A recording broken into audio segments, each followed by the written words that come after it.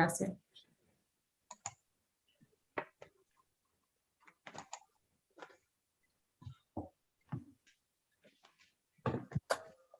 Okay.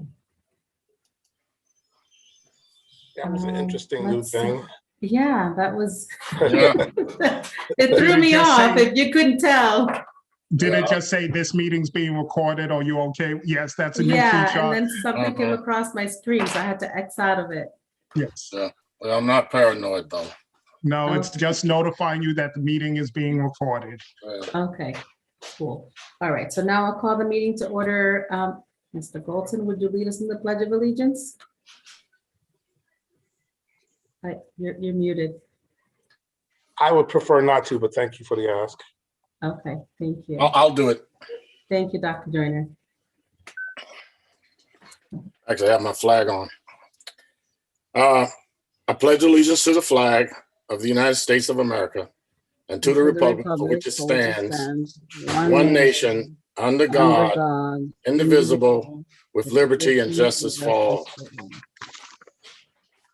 Thank you, Dr. Joyner. And with that, we'll go into public participation.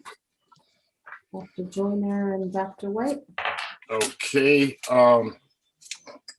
I want to remind the public participants that when I say time, it means your time is ended and you can finish your sentence. Please do not abuse the privilege. You have 2 minutes. Before we go into public participation, I just remembered something really quick, point of privilege. I just want to mention that this past week, Tomas Miranda passed, and I'm hearing that he was instrumental in the state in getting the bilingual program started in our schools. So I just want to mention that. Thank you. Thank you. Okay, so when Mr. White reads your name, please start speaking immediately after. I'll start the timer. First speaker tonight is Dave Ciccarella. Mr. Ciccarella, you may begin. Good evening. Can you hear me, Dr. White? Yes, we can. Great. Thank you. I'll be discussing my concern of the teachers using sick days while awaiting their ADA request to be processed. I would like to note first the tremendous job Dr. Tracy and her central office staff did in working to provide a vaccination schedule for all staff. Dr. Paul White deserves special recognition for his methodical and conscientious work as Dr. Tracy's point person for vaccinating NHPS staff. ADA requests are long and tedious, with numerous back and forth communications from doctors to HR and back again.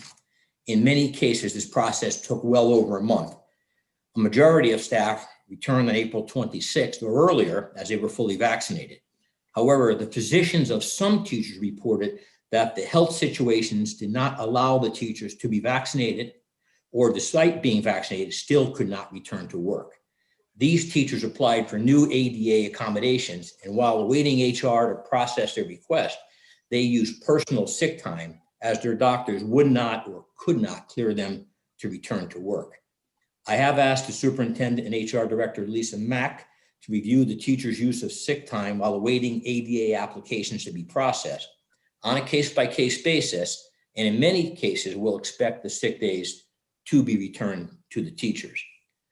This is just another unforeseen situation from the pandemic. The EEOC and Connecticut Labor Board can be engaged if we don't reach agreement, but I do remain confident that our collaboration and best intentions will satisfy our concerns and, where appropriate, return sick days to many of the teachers. Thank you, Dr. White.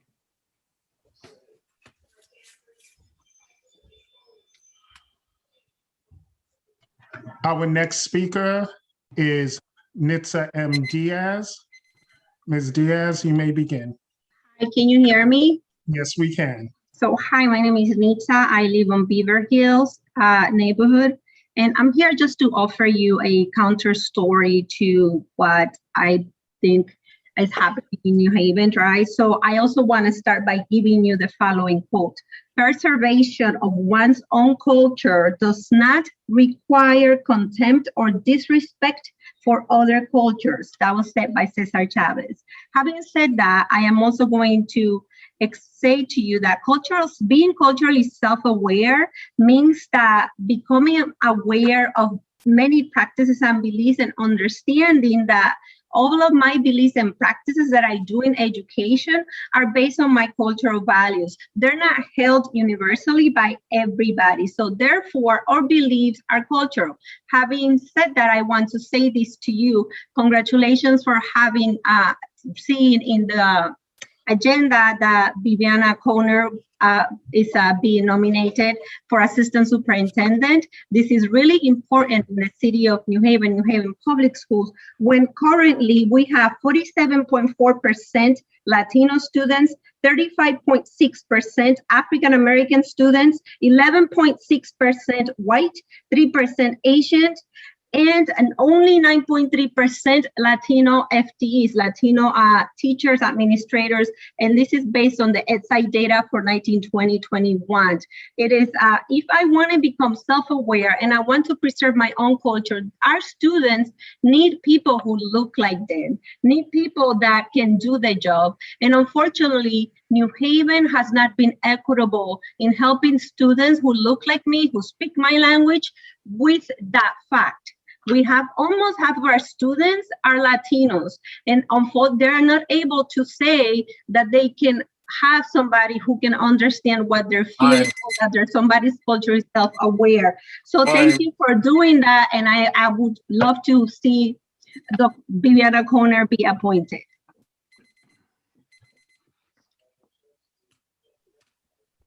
Our next speaker is Ben Parsons. Mr. Parsons, you may begin. Hi. Oh goodness.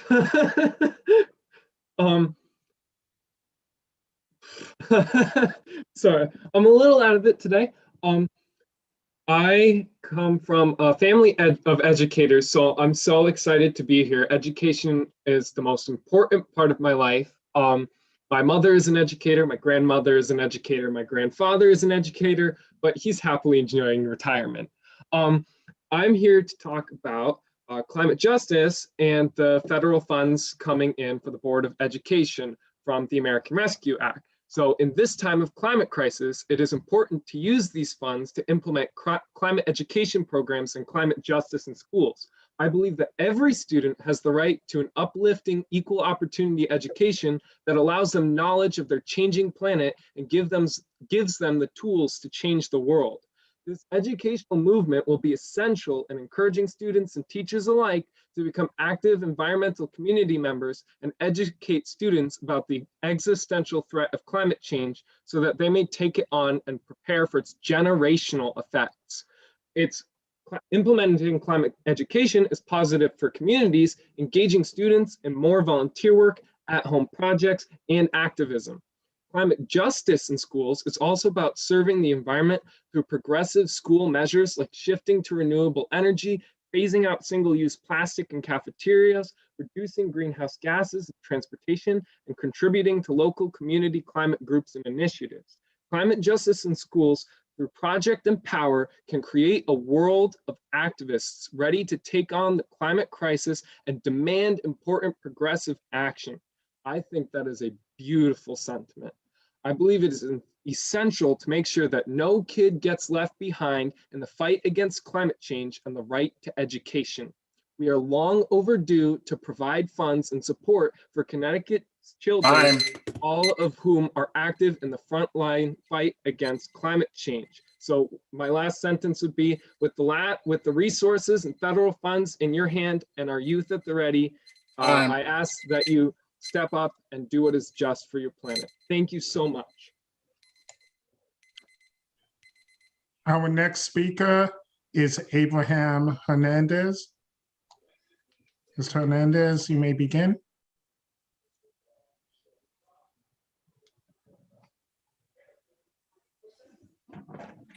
Yes, I would like to keep it as brief as want to encourage the board. Connor's position I said I'm brief. That's exactly what I'd like to share. Thank you.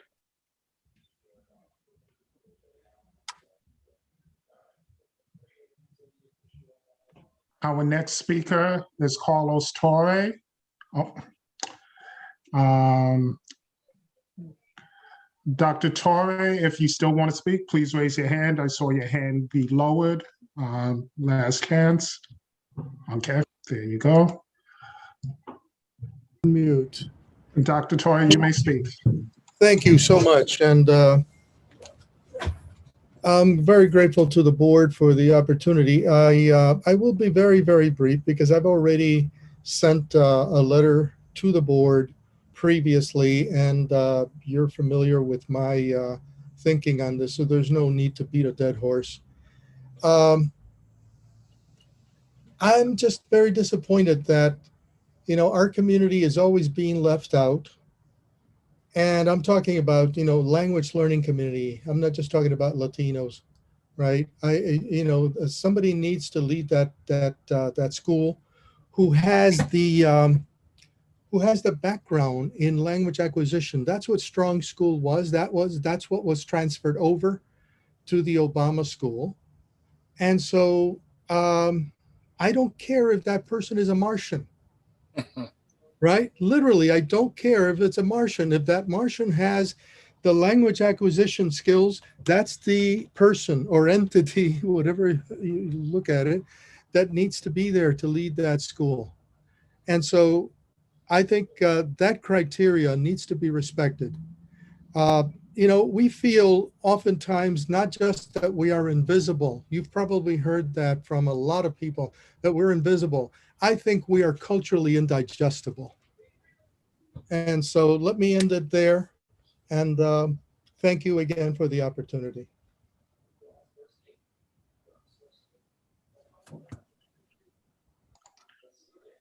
Okay, Madam President, that ends all the list of folks who had their hands up.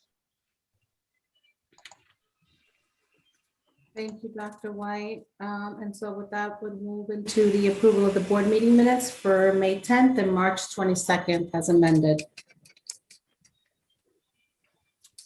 So moved. Is there a second?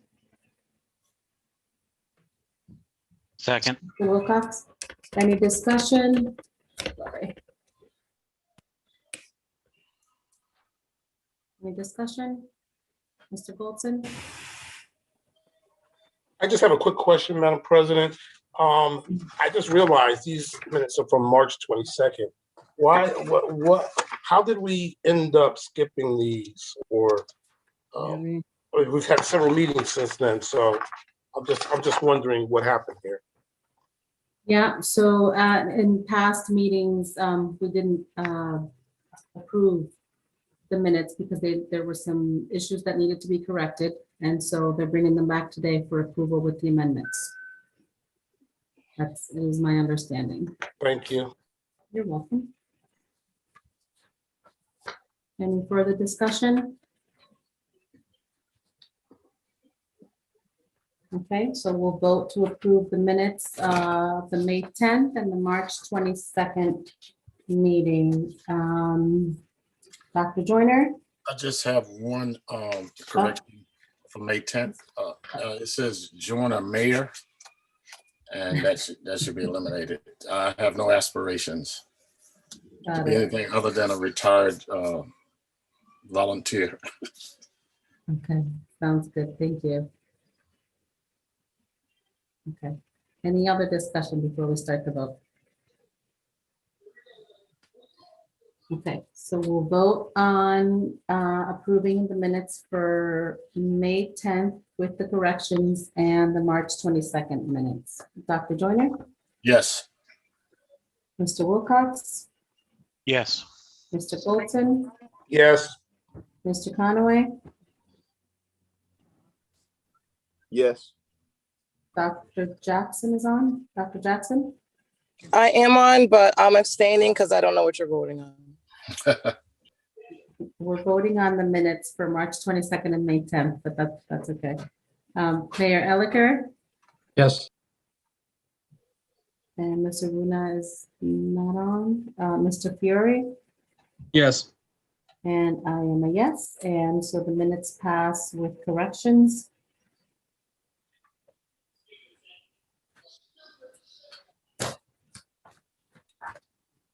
Okay, the next item is the superintendent's report.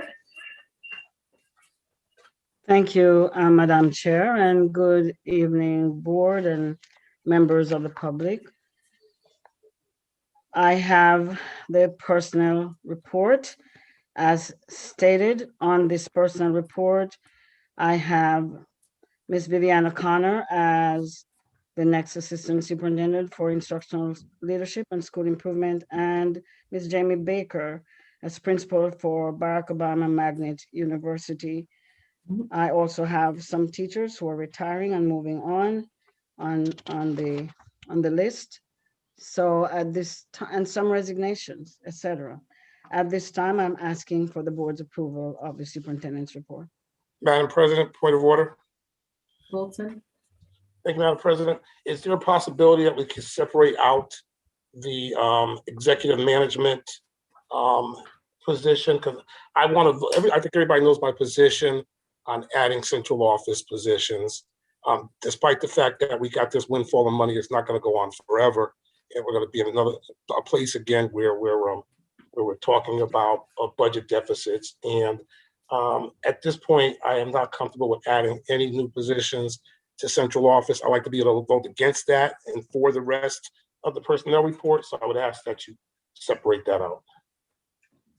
So I'm thinking that the correct way to do this would be to make a motion to accept the blue sheets, and then you would ask to amend that motion, and then we can vote on that. Okay. Am I correct in that, Attorney Alexiadis? Thank you, Madam President. That's one way you could do it, or whoever is making the motion to approve could just do it in two separate motions. I move to approve the personnel report with the exception of the executive management appointment for Viviana Connor. Second. Is there any discussion? Yes. Dr. Joyner? I really think this is a slippery slope. The superintendent has recommended a configuration of staffing that she, in her estimation, believes is necessary in order to run the whole district. And although it's really a sort of all or nothing thing, we're basically trying to tell her that she can hire this person, but not this person. And we ought to allow her to run the district and to make choices in personnel and hold her accountable for those choices. I'm really disturbed at some of the stuff that I'm hearing that to me speaks of tribalism, particularly when I look at the configuration of our board as well as the hires that she's made over the past, since she's been superintendent. And I think we ought to trust her to choose wisely and to take into account our fiscal constraints. And I would like to add that the people that she's hiring know that if the funds run out, the jobs run out. That is unprecedented because in the past, particularly with the TIF grant, we were held accountable for people beyond the expiration date of the grant. And that really started us downhill in terms of budgets. And I just think the board is setting a bad precedent by doing this. And quite frankly, I don't, at this point in my life, I don't even like participating in an exercise like this.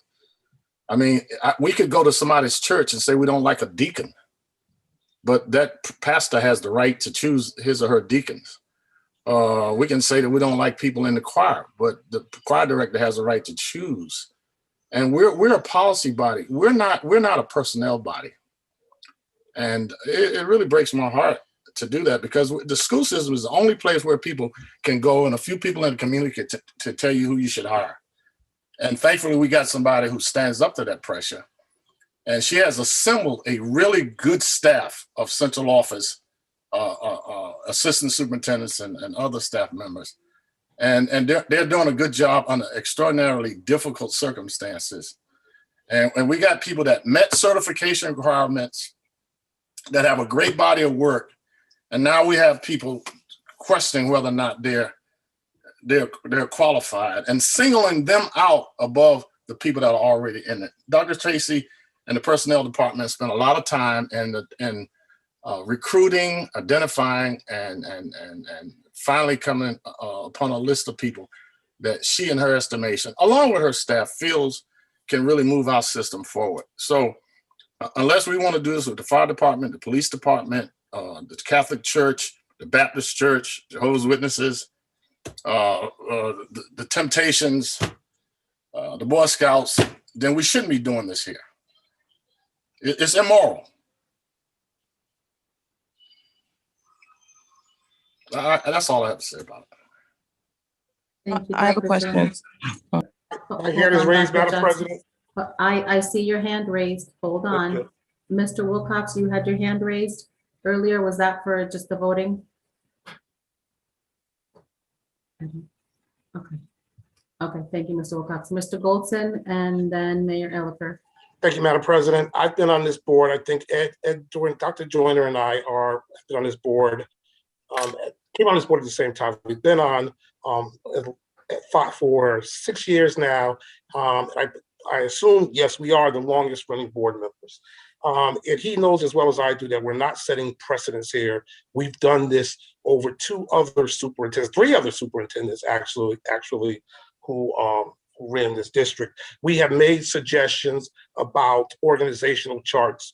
We have made comments and had votes on individuals in those supervisory positions. Now, let's be clear. I never mentioned anything about tribalism. I never mentioned anything. Excuse me. Dr. Joyner. I'm not talking about you. Excuse me. Dr. Joyner, please don't interrupt. Excuse me. I never mentioned anything about tribalism. I never mentioned anything about anybody's qualifications. I haven't mentioned anything about an individual at all. What I said was I was opposed to a position. And we're not put here to rubber stamp organizational charts. We are here to give input and suggestions and then finally approve. If that's not our role, then why are we approving these in the first place? Why wouldn't the superintendent just do it without our approval? There's a reason why we're voting on these. It's because we've been given authority to do that over time. So I think it's very clear that anybody who's been following this board that I have been absolutely opposed to adding central office positions, particularly when we have been put off almost a year now with dealing with these part-timers and these paraprofessionals, which we're going to have a debate about later on today. So I'm really concerned about how we so quickly add $165,000 positions to this organization and can't give 25-cent raises to part-timers who make $12 an hour and haven't gotten a raise in at least 5 years, and many of them who cannot work over 19 hours. They can't even work in the after-school programs. So for us to so quickly and easily make these approvals without any real conversation about it, Madam President. Dr. Joyner. Can we keep the discussion on the organizational chart and not on raises for other employees? I am talking about the organizational chart. Your point of order is well taken. Please do not interrupt, Mr. Goldson. Your point of order is well taken. Mr. Goldson, please keep your conversation to the. I am talking about organizational charts. All of these people are members of this organizational chart. And that's what I am talking about, that we have a lot of, we make quick decisions on the people at the top and we ignore the people at the bottom. We put together subcommittees that come to us with no real report after 12 months. So yes, I am frustrated by this. I am absolutely, and you know, we're flush in cash right now, but we're not going to be flush in cash in a couple of years, and then we're going to be cutting these part-timers again, because we're going to be having budget deficits. Remember who we went after when we first started talking about budget deficits. Dr. Joyner, hold on, Mr. Goldson. Dr. Joyner. Under discussion is this specific organization chart and these configuration of staff, not anybody below, beside, or above that.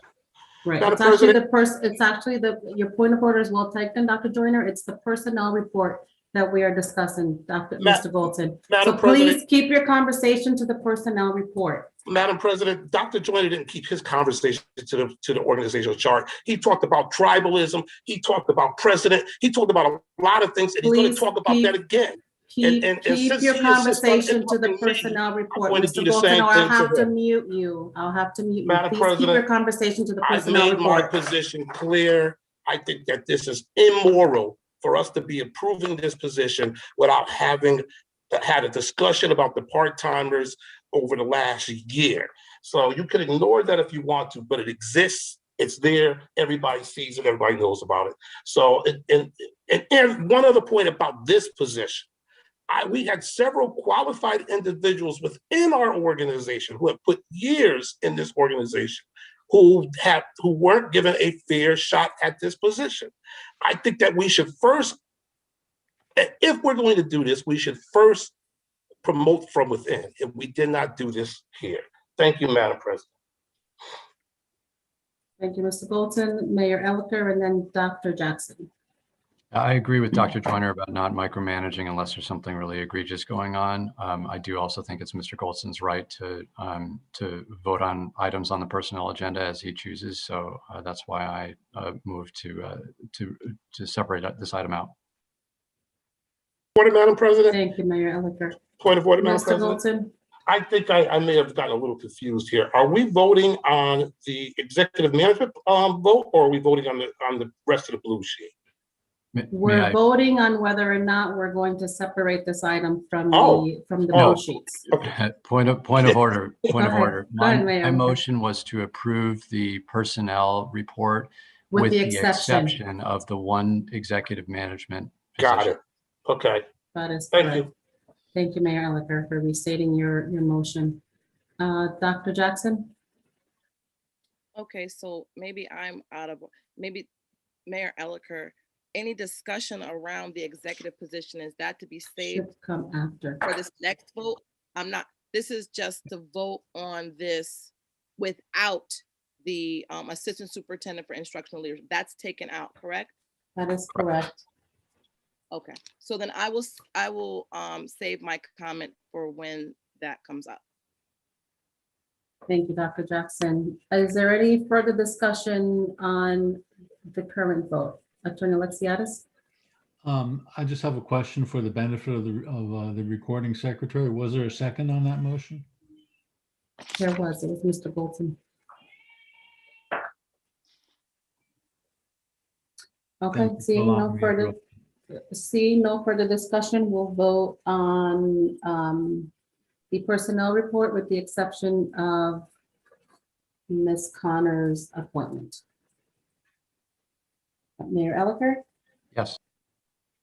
Mr. Wilcox, Yes. Dr. Joyner,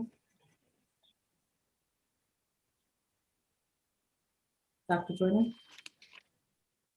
You're muted. No. Dr. Jackson, Yes.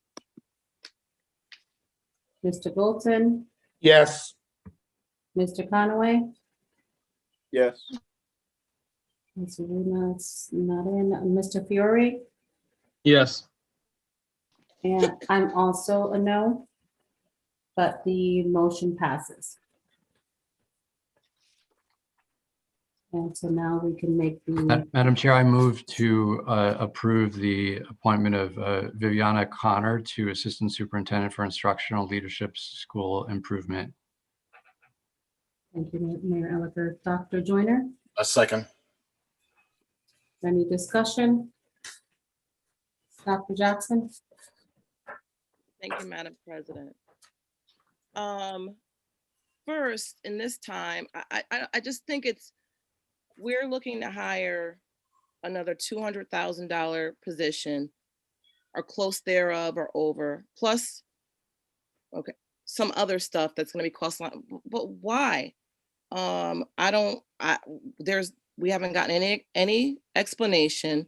The optics of hiring someone in this type of salary right now when we have people who can barely make their rent, we have employees that can barely make ends meet, and we just are being told we're just going to hire someone for over $200,000. This person is supposedly on special funds.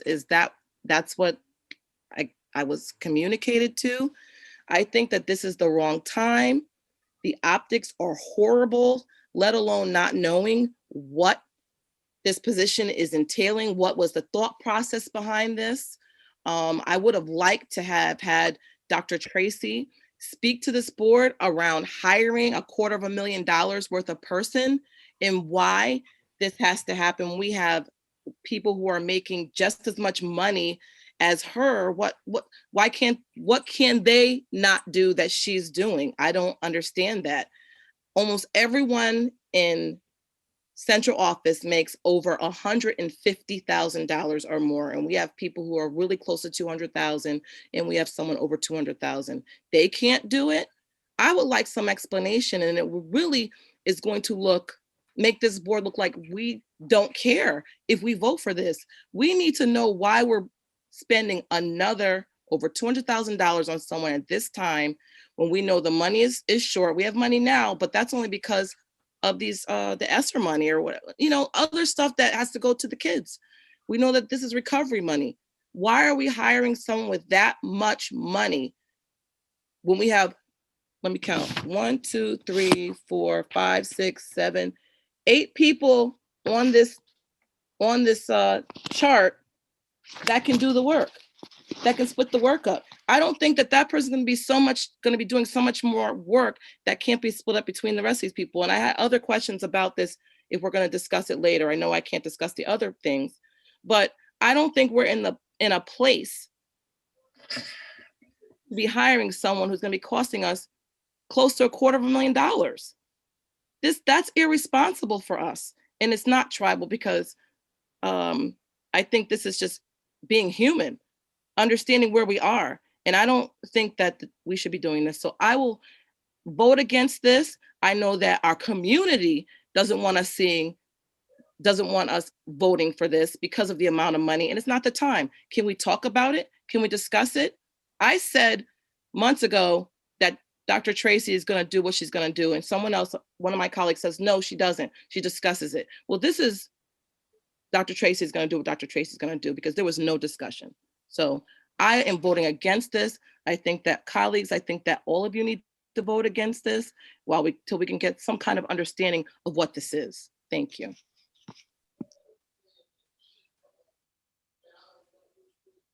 Okay, may I respond? May I speak? I don't think so. Madam President, some of us have our hands up.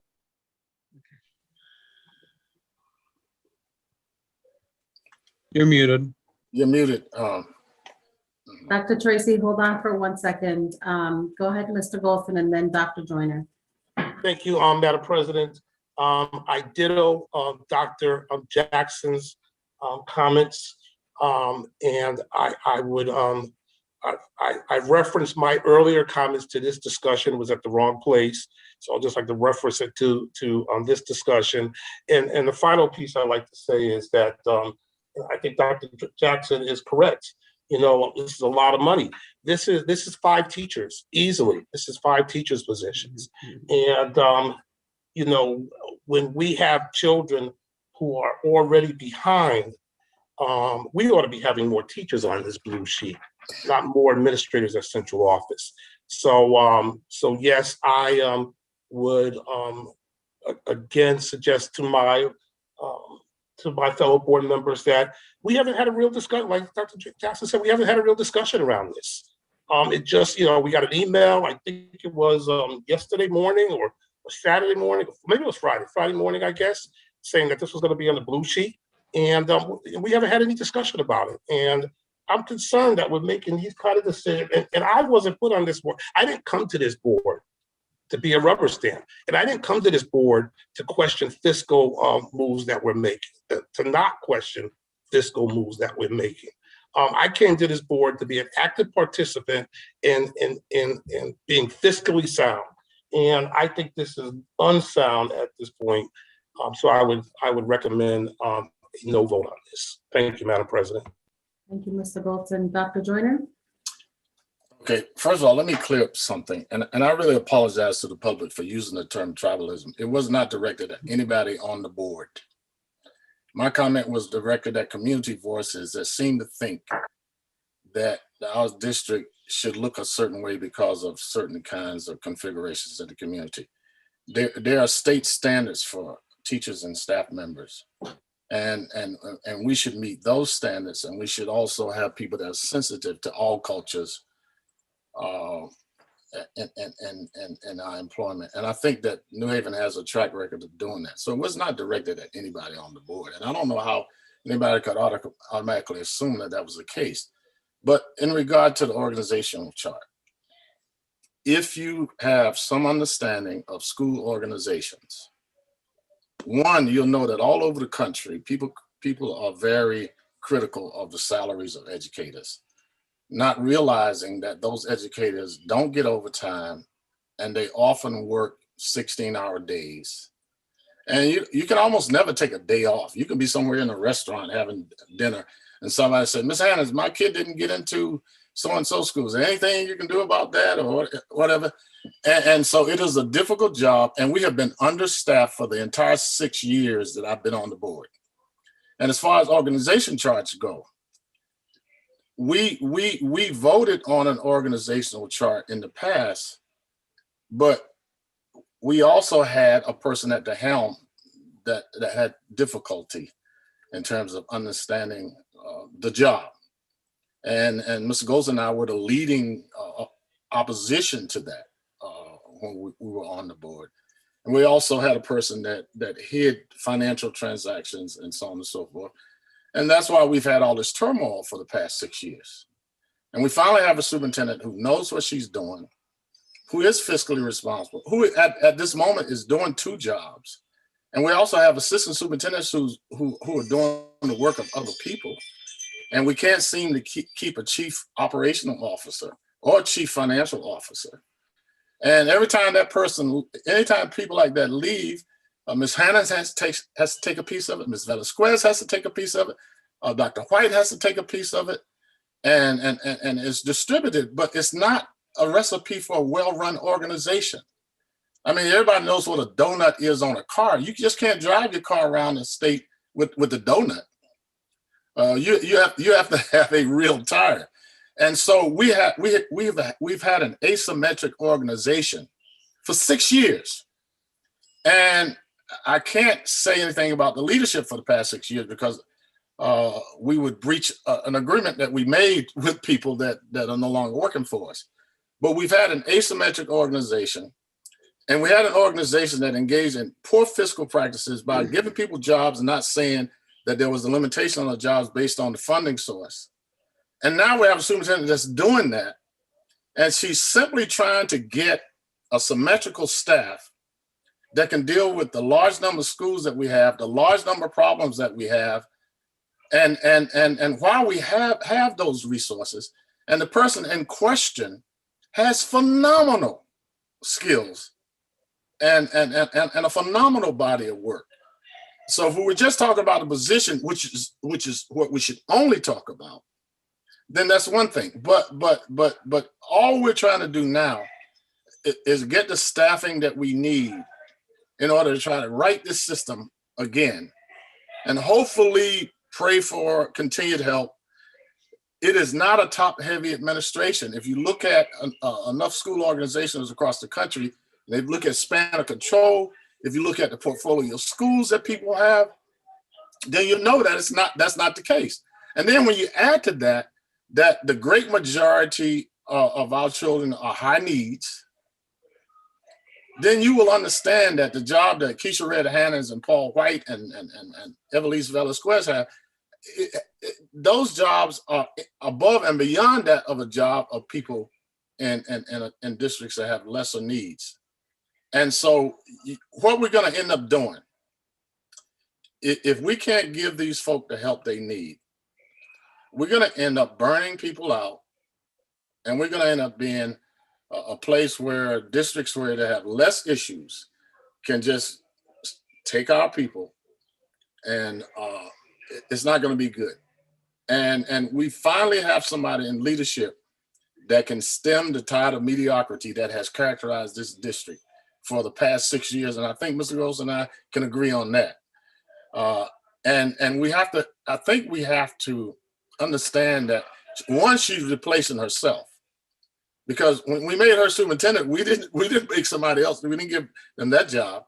And then when various people have come and gone, we redistributed those duties across those individuals. And it's easy to say that, well, maybe Ms. Red Hannons can do more. Well, God, she's doing about whatever she can do at this point. And so is Paul White, and so is Evie, and so all the rest of them. And you really have to walk a mile in their shoes in order to really understand that. They're not just sitting in central office twiddling their thumbs. They have almost like mini crisis every single day. And then we're trying to reopen schools and all the drama that goes with reopening schools in a post, and we're not even post-COVID because all these people that refuse to take exams. It's gonna be difficult. And as a board, I apologize for creating any kind of division by my comments. And I'll have to be very careful about the words that I use. But we have to be an example. And we have to push back against even the groups that we consider our reference group if we think that they are trying to make our decisions for us. And I have a dear friend that made a comment tonight. He's like a brother to me, but I don't agree with him. And I'll let him know. We'll talk about that privately. But we have to make the best decision for the greatest number of children in this district, regardless of their ethnic background, their social class, their gender, and all these other things. And I just believe that we have been understaffed. Point of order, Madam President. And we have to. Point of order, Madam President. Point of order, Madam President. I have been sitting here and I haven't interrupted Dr. Joyner, but he's talked about everything but this position. I'm done. So I want to remind the president when I start to speak about that. Okay. Thank you, Madam President. I was making a case for the organization chart and using multiple examples from my varied experiences as a national, international school reformer. Thank you. I'm done.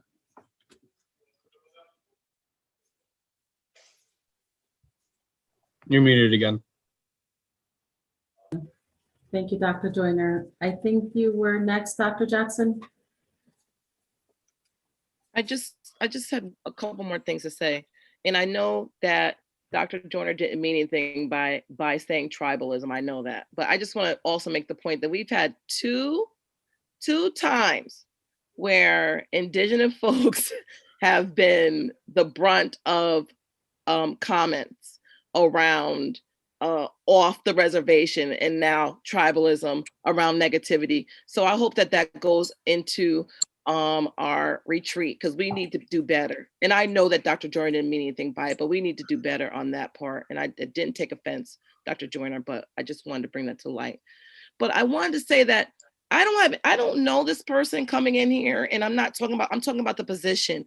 The timing of this is not a good time. If this was a different time, maybe I would probably be a little bit more, hey, maybe Dr. Tracy could tell me about this later.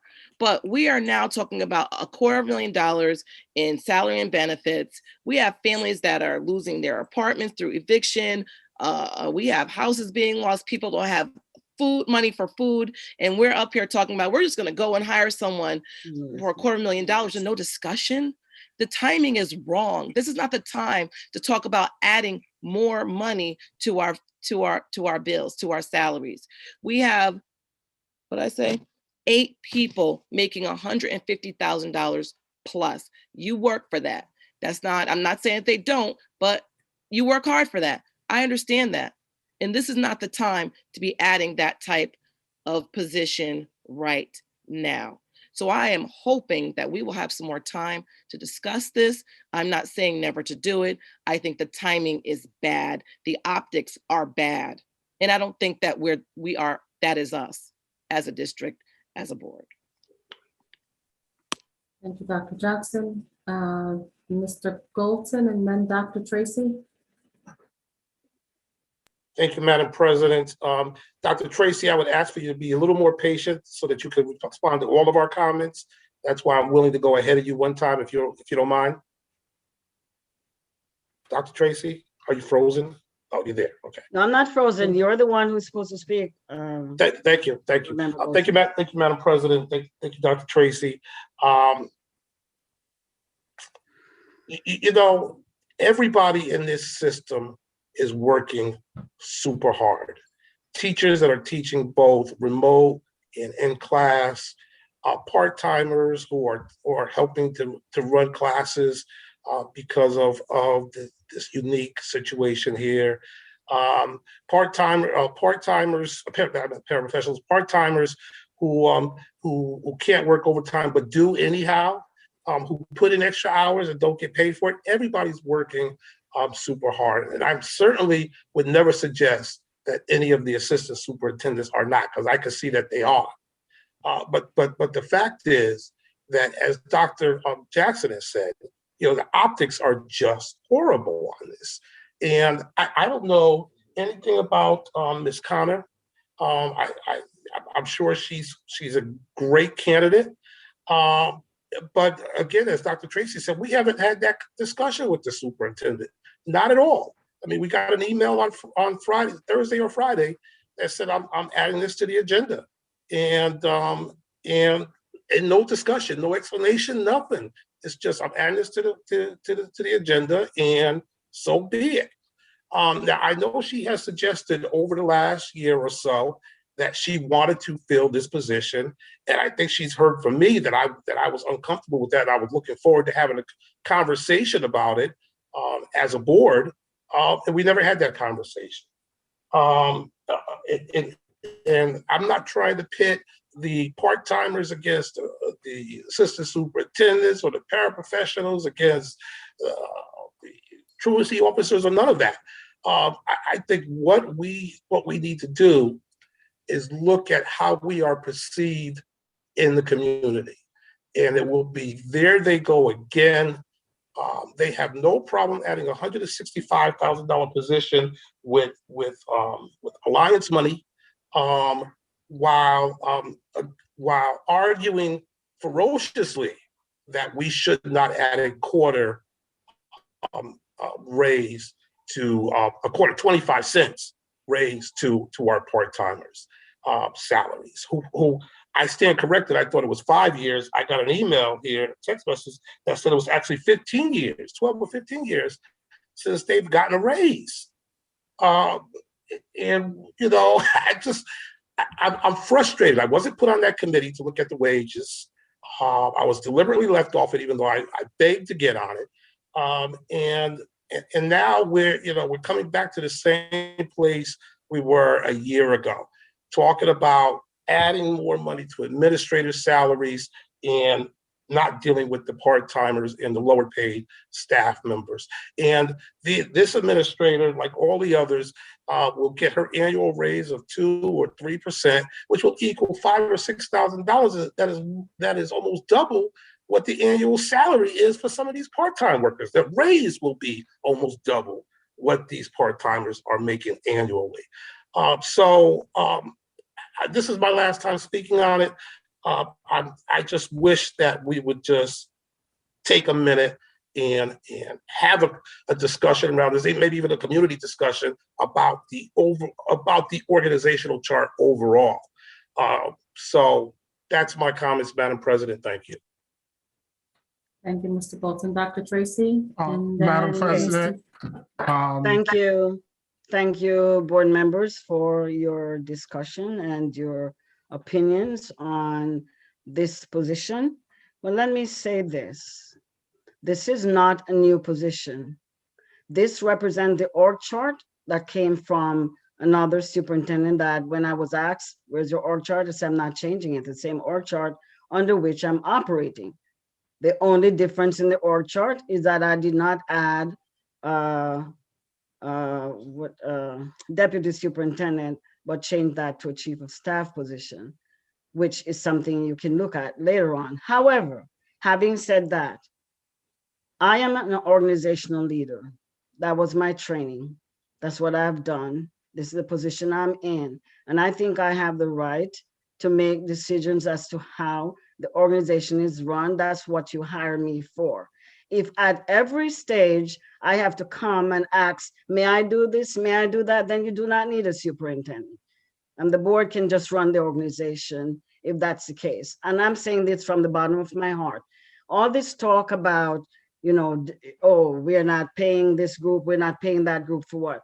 My staff has been burdened for the past 2 years with taking on extra load, extra work. The org chart had 5 assistant superintendents, 5. In my org chart, I have 4, 3 taking care of the schools, which are about 40 schools or so, 1 taking care of academics. That's what my org chart is reflecting. And that's what I have put on here to get another person, take the burden of my SAA members of having 2 people here, 3 people here. They're already complaining about the load they have because that's not their job. We started off under another superintendent with 5 directors of instruction, which people on this board voted for gladly. Another superintendent came on and changed the positions to assistant superintendents. It is not different. It is not different. I have to run the organization. Principals need supervision. Principals have to be evaluated. And there's no way in my conscience that I could continue putting that weight. We've held off for a while, putting that weight more on Ms. Keisha Hannans, who has 16 schools, more in Dr. White, who has about 17, 16 schools. The other schools are scattered and spread out. We are not able to do our network work because they're scattered all over the place. I cannot, in my good conscience, continue to burden them. Even my assistant superintendent for curriculum instruction had to take on school with the weight and load she has of the district. So I'm not frivolously doing things just to add things. So all this notion about this is the same organizational chart. It's not a new position. It's filling the position. If you can recall, I had both jobs, burdened with both jobs. I was assistant superintendent for curriculum and instruction, and I was assistant superintendent for instructional leadership, all at the same time. All at the same time. With several schools and dealing with the academic portion. I hired Ms. Velasquez to take care of the academic part, and now I'm hiring the assistant superintendent to take up that role of instructional superintendent. It's not different. As a matter of fact, it's less than what was presented before. Thank you. Point of order. I would like a Dr. point of Tracy. order. Point of order. What is your point of order, Dr. Jackson? My point of order is that I think that our superintendent, the tone of her response, Madam Chair, was not in the spirit of debate that we have been having here. And I would like it noted that I disagree with the scolding tone, and that we are here to discuss, not to be scolded, not to feel belittled. I just want that on the record, and that is my point of order. Thank you, Dr. Jackson. State point of order, if that is stating the facts is not scolding. I've been scolded several times. Point of order, Madam President, point of order, Madam President. Thank you, Dr. Tracy. Thank you, Dr. Tracy. Point of order, Madam President. Go ahead, Dr. Jackson. My point of order, Madam President, is that we have discussed tit for tat. My point of order is that the superintendent just did a tit for tat, if that's what you want to call it, and is unbecoming of the leader that we chose to lead this district. Thank you, Dr. Jackson. I believe it was Mr. Fiore, then Mr. Wilcox, and then Mr. Golden. Yeah. While I think Dr. Tracy's request is reasonable, I do not think at this time that that this is the best way to spend the funds. I know a couple high schools that still don't have nurses. I know teachers that would like a raise. And again, I think the request is reasonable, and I think it would be better at another time in the future. But at this time, I think we need more personal attention to the students, I guess. And that's all I'd like to say. Thank you, Mr. Fiore. Mr. Wilcox? Thank you. So since we hired Dr. Tracy to be interim superintendent, she's talked about the need to backfill this position and to have this person on the team. She's advised us at different points over the last year and a half or so that she has worked with the union so as we're not grieved on this situation, with the idea also that when the financial picture gets a little bit better, she was going to be pursuing this. So I'm not surprised to see this because I've been hearing about it for a year and a half. As far as, so it's, I have the person we hired to run the district saying that there's this need for this position, has been talking about it for several years. And as far as the salary, I mean, the going rate for assistant superintendents and things like that are, I mean, that's something that this is the going rate for it. And we contribute, and other boards of education across the state contribute to that because we hire other assistant superintendents at similar salaries.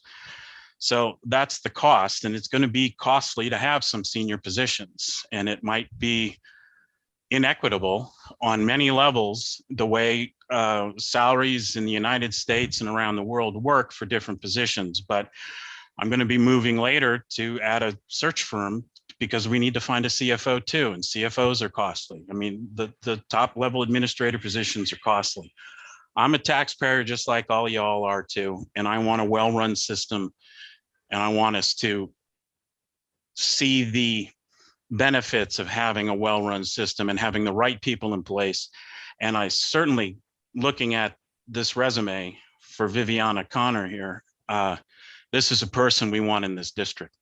This is a person we want in the administrative leader team. So I'm in full support of this position. I understand that it might not look right to some, but I'm still going to be supporting this because this is what we need to move this district forward. All this money, all these programs, everything coming into the district, we need to be able to manage it well. So that's why I'm going to be supportive if we ever get to be able to vote on this. Thank you. Thank you, Mr. Wilcox. Mr. Goldson? Thank you, Madam President.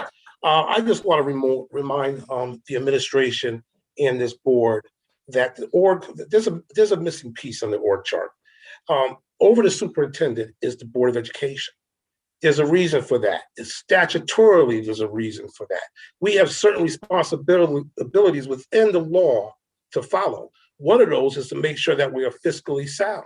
And if we're not, it's not the superintendent who becomes liable for that deficit. It's the Board of Education. It's all 7 members of the Board of Education that become responsible for fiscal irresponsibility or deficits. So to continue to suggest that the superintendent was put there to run the system and we shouldn't question her decisions is opposite of what the state statutes say around our responsibilities. And quite frankly, if we didn't have those responsibilities, we wouldn't be voting on this right now.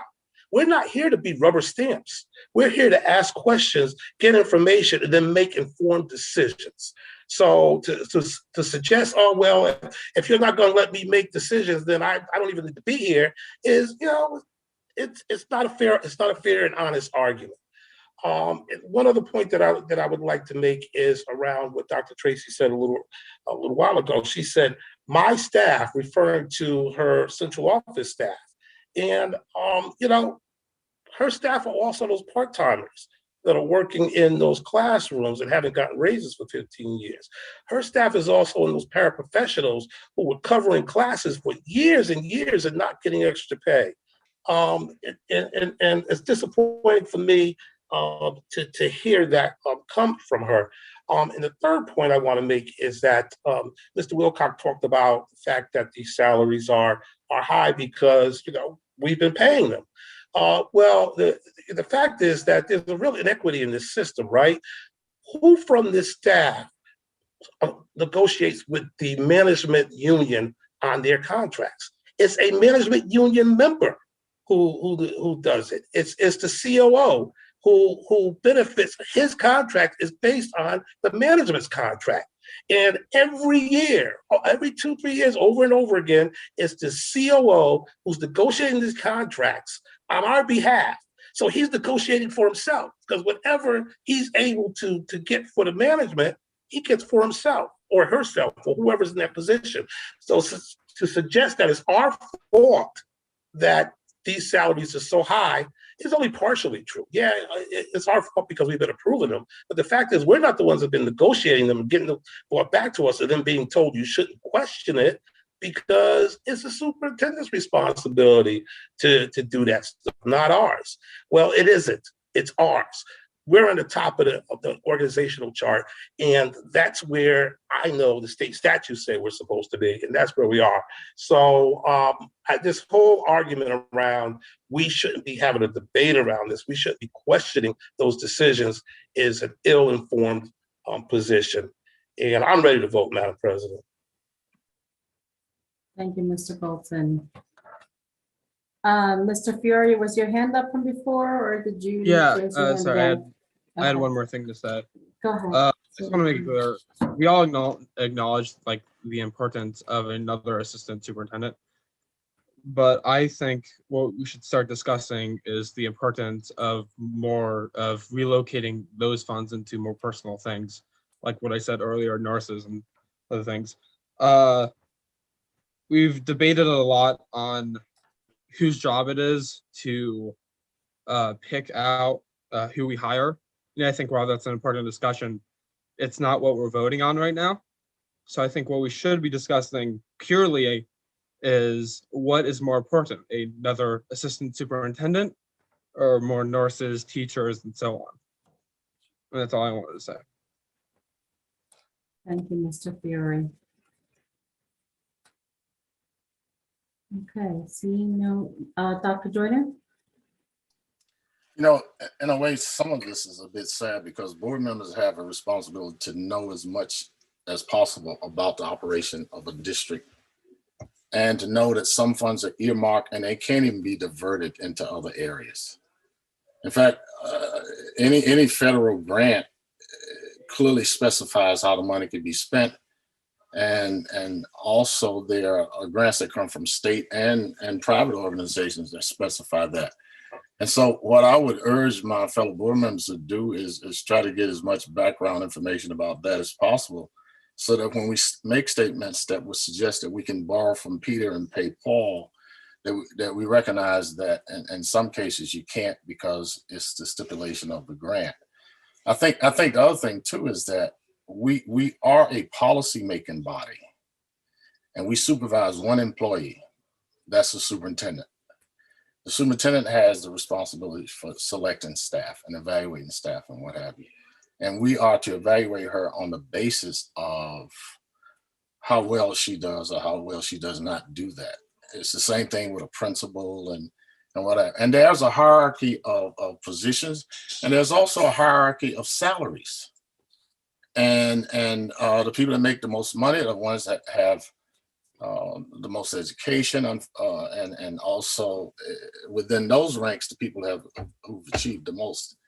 And so while it's unfortunate that there are certain employees that make less, there's always that opportunity for those persons to get more education and training and make more. I worked for some minimum wages when I was growing up, but went to school and so on and so forth. So I think we have to take that, and we can't use alarmist and emotionally laden comments without trying to at least help people understand how the system works, how it should work, and how salaries are made. And I would hope that we can go further.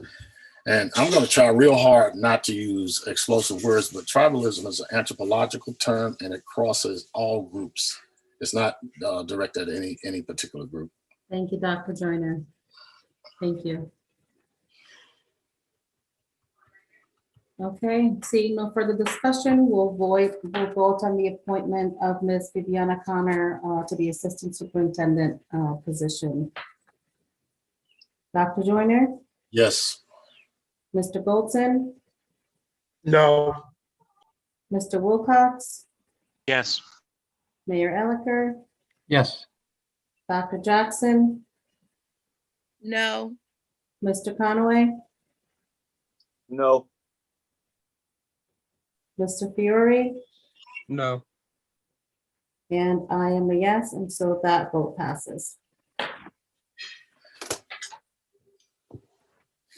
Dr. Tracy, did you want to invite your, oh, Dr. Tracy, you're muted. You're muted, Dr. Tracy.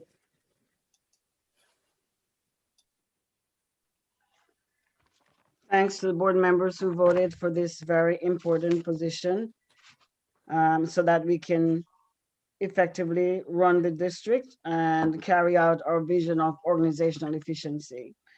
At this time, if Ms. Viviana Connor is on, Dr. White, if you see her, could you bring her on? Ms. Connor, if you are listed under a different name, please raise your hand.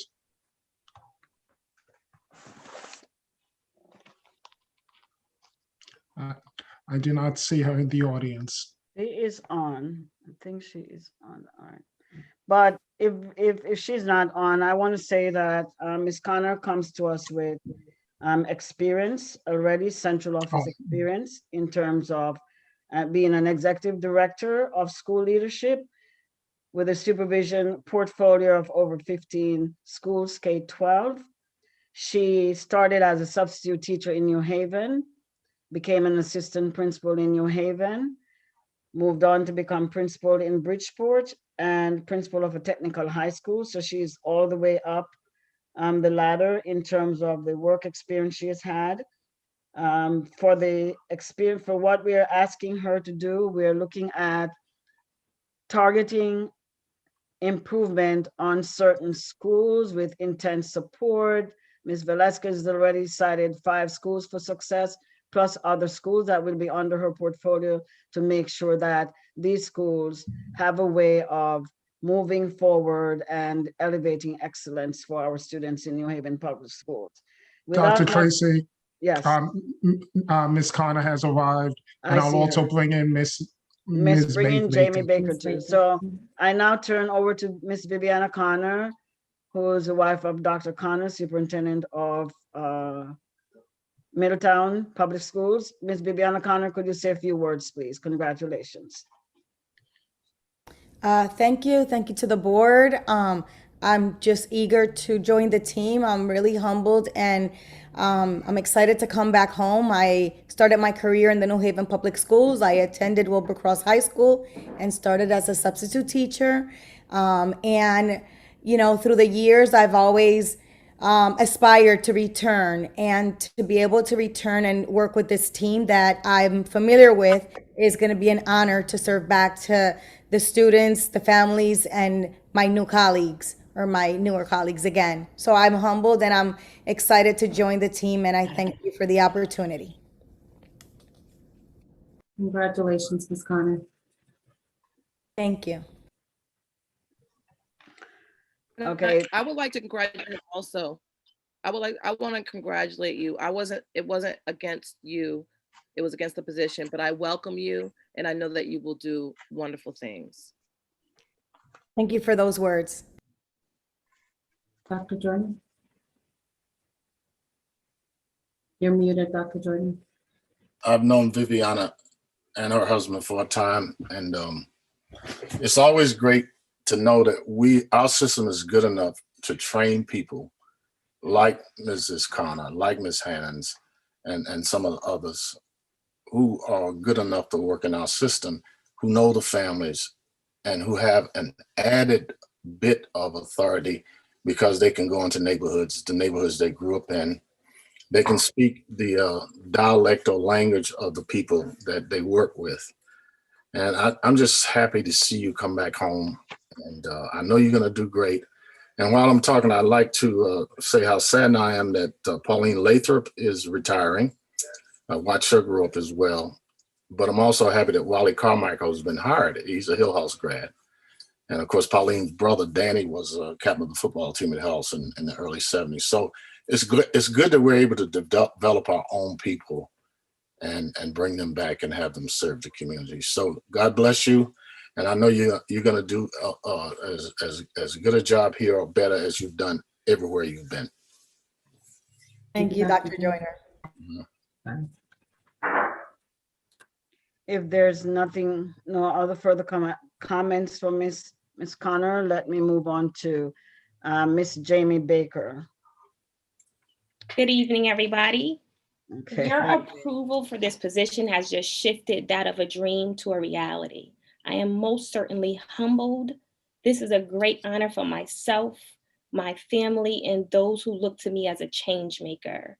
In 2004, I made the commitment to give back to my community by providing young scholars with the educational experience that they're worthy of. I give my most gracious thanks to the members of the board, as well as our superintendent, Dr. Eileen Tracy. I've been granted with the opportunity to join a team of committed educators, and I vow to carry on that legacy in collaboration with my school team, the scholars, as well as the families. Thank you. Thank you, Ms. Baker. Ms. Baker has been a longstanding assistant principal in New Haven Public Schools. She moved up from classroom teacher to literacy coach. So she has a literacy background that at this moment in time is a driver for what we're looking for to move our students who have endured the pandemic. And according to our grants also, we have to take care of acceleration, loss, and recovery. So she's a great candidate to make sure that this happens. She was also assistant principal of Ross Woodward School, and I have had the privilege of observing her and her work as director of instruction when I had Ross Woodward School. So welcome, Ms. Baker. Thank you. Thank you. Congratulations, Ms. Baker. Congratulations. Mr. Conway? Yeah, I just want to say congratulations to the two new appointments. I also want to congratulate Karen Bonanno and Paula Lathrop on their retirement, as well as the other retirees. Thank you. Thank you, Mr. Conway. All right, well, with that, we'll move on. Go ahead, Dr. Jackson. I just want to just make it clear that I was speaking directly about the position, and in no way was I speaking of Ms. Connor. I guess when they explained who she was, I just want to know, her husband's a good friend of my brother's. I had no clue who she was. Like, you know, she was in my brother, her husband was my brother's wedding, my brother's best man. So I mean, it's a wonderful joy for her to be here. But I was arguing specifically against the position, not the person, because I didn't know the person. So I just wanted to make that clear and have it on the record. Thank you, Dr. Jackson. Okay, seeing no further discussion, we'll move on to finance and operations. Mr. Wilcox. Madam President, I believe we have the approval of the 10-month calendar first. Okay, I don't see it on my agenda, but go ahead. Let's move on to the approval of the calendar. That's part of the superintendent's report, is B on her report. Go ahead, Dr. Tracy. Thank you. So Mr. Ciccarella has worked hard with his teachers to come up with, and with our team members, to come up with a calendar that will govern the next school year. We are trying to start back in August like we've done in other calendars. The only shift in this one is that they will still get their 1 week February vacation. That was a frustrating point the last time. There is an arrow I must point out that was brought to my attention.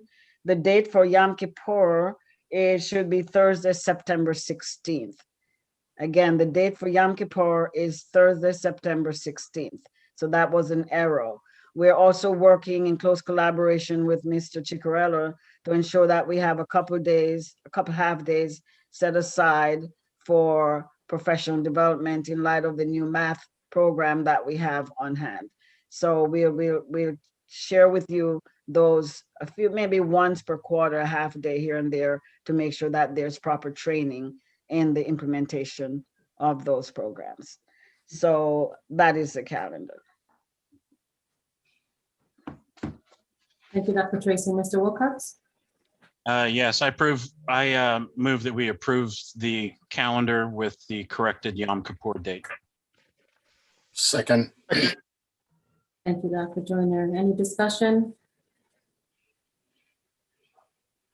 Seeing none, we'll vote on the approval of the calendar with the correction of the Yom Kippur date. Dr. Joyner?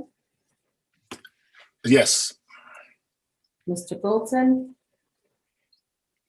Yes. Dr. Jackson? Yes. Mayor Elicker? Yes. Mr. Wilcox? Yes. Mr. Conaway? Yes. Mr. Fiore? Yes. And I am a yes, and so that motion passes. Madam President, point of Mr. personal Golds- privilege. Mr. Wilson? I just want to congratulate this board in adding a Muslim holiday to the calendar. And I'd like to also extend that congratulations to the former alderman from the first ward who actually came to us with this recommendation. Thank you, Madam President. Thank you, Mr. Golson, for bringing that up. Okay, I think that concludes your report, Dr. Tracy.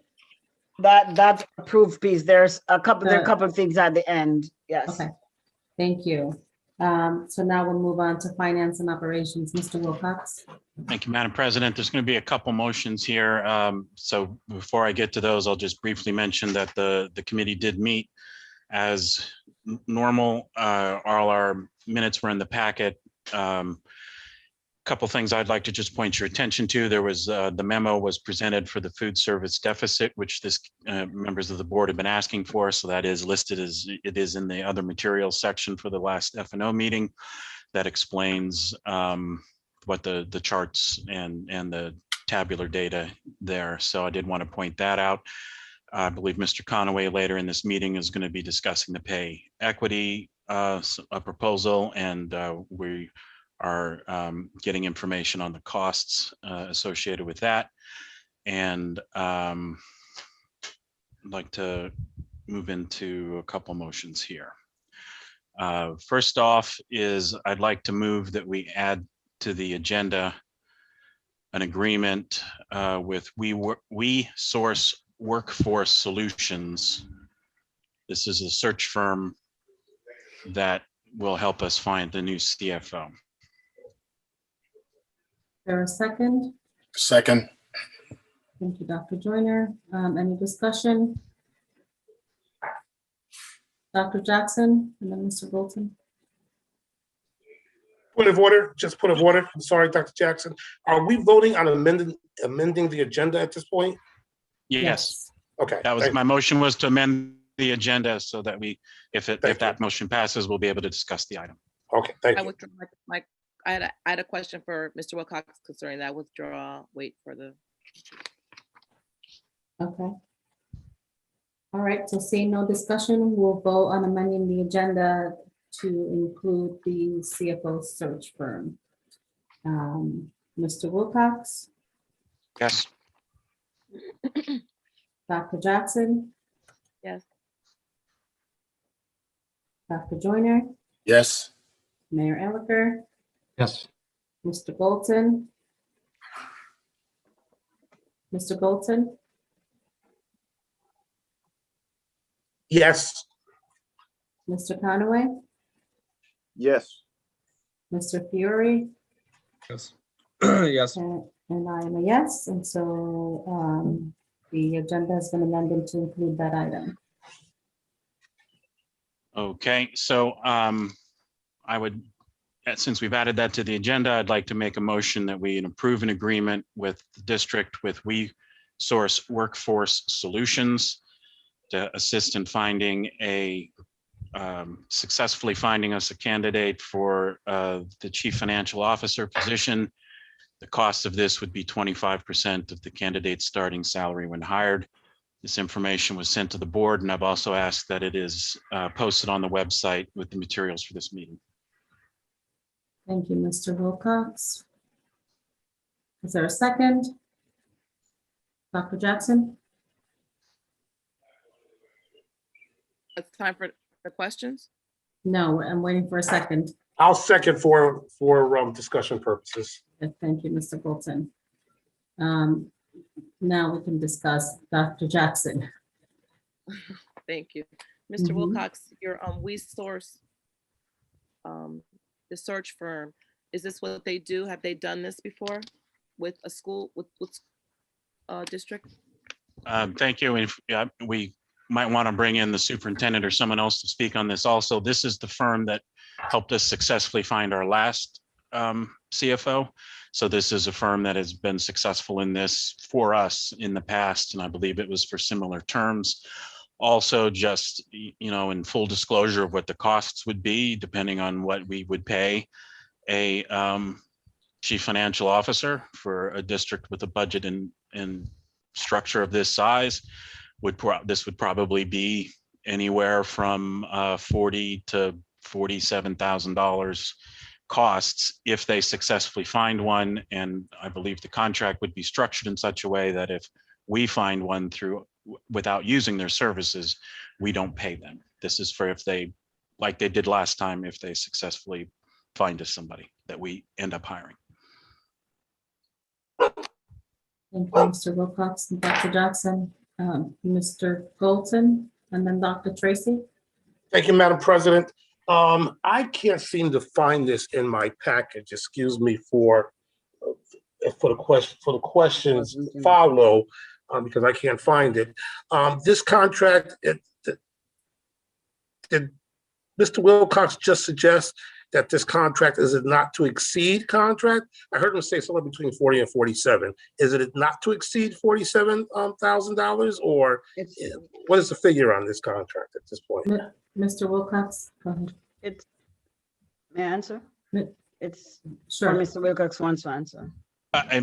Dr. Tracy, please feel free to. It's Mr. Goes. It's 25% of the salary of the CFO should we find someone. This is a minority, what we call search group. We used them last time and they successfully found Mr. Philpen for us. And so we reached back out to them when we tried our own way and could not find anyone. Do they negotiate the salary with the young candidate? No, they don't. So whatever we negotiate at the salary with that person, it will be 25% of that salary. Thank you, Madam President. Thank you, Mr. Golton. Any further discussion? I'll just add that typically this would go through finance and operations. I mean, we would have those questions there, but due to May having a fifth Monday, our next meeting is not going to be for 2 weeks, which means our next board meeting is not going to be for 3 weeks. And we didn't want to be 3 weeks behind on this. I did discuss prior to this meeting with the other two members of the Finance and Operations Committee that to see if they were okay with this as a way to go. So that's why we're bringing this, as you know, irregularly to the board like this. Thank you, Mr. Wilcox. Seeing no further discussion, we will vote on the CFO search firm. Mr. Wilcox, Yes. Mayor Elicker, Yes. Dr. Jackson, Yes. Mr. Conaway, Yes. Dr. Joyner, Yes. Mr. Goldson, Yes. Mr. Fiore, Yes. and I am a yes, and so that motion passes. Please continue, Mr. Wilcox. Thank you, Madam President. I'm going to have to ask you to take over for 2 of the items for the finance and operations. As you all know, and I am always happy to remind everybody, I have a conflict of interest when it comes to Clifford Beer's organization. My spouse is a community health organizer on a federally managed grant, and we have 2 items that involve Clifford Beer's, an abstract, and then the contract connected to it. So, Madam President, if you don't mind, would you please handle any discussion and voting on abstract number 3 and agreement number 5? Okay. So I'm putting forward a motion to accept the abstract number 3, school-based health center grant in the amount of $1,344,594. Is there a second? Second. Any discussion? Seeing none. We'll vote on abstract number 3. And well, I'll start with you, Mr. Wilcox, because I know you're gonna. Recused. Mayor Elicker, Yes. Dr. Jackson. Dr. Jackson, Yes, yes. Dr. Joyner, Yes. Mr. Fiore, Yes. Mr. Goldson, Yes. Mr. Conaway, Yes. and I am a yes.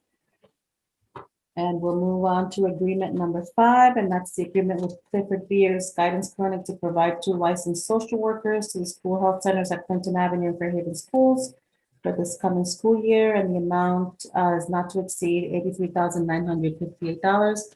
I'll make a motion to approve. Second. Second. Second. Thank you, Dr. Joyner. Any discussion? Seeing none, we'll vote on that item. Agreement number 5, Dr. Joyner, Yes. Mr. Goldson, Yes. Mr. Wilcox, Accused. Mayor Elicker, Yes. Dr. Jackson, Yes. Mr. Conaway, Yes. Mr. Fiore, Yes. and I am also a yes, and so those 2 items pass. All right, thank you, Madam President. I'd like to move that we accept or approve rather the 3 abstracts, the remaining 3 abstracts, 14 agreements and 1 contract that the Finance and Operations Committee sent over with the recommendation to approve. Is there a second? Second. Mr. Conaway? Second. Thank you, Dr. Joyner, Mr. Conaway. Any discussion? Seeing none, we'll go on the remaining F&O items. Mr. Wilcox, Yes. Dr. Jackson, Yes. Mayor Elicker, Yes. Dr. Joyner, Yes. Mr. Conaway, Yes. Mr. Goldson, Yes. Mr. Fiore, Yes. and I am also a yes. And so F&O items pass.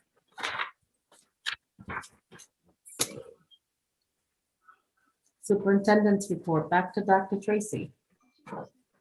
Back to me. So thank you, Madam Chair. And so board members, in your package, you have the proposed organizational chart, the way we see it as running the organization efficiently. So I'm just leaving it up to you if you have any questions or concerns to share them.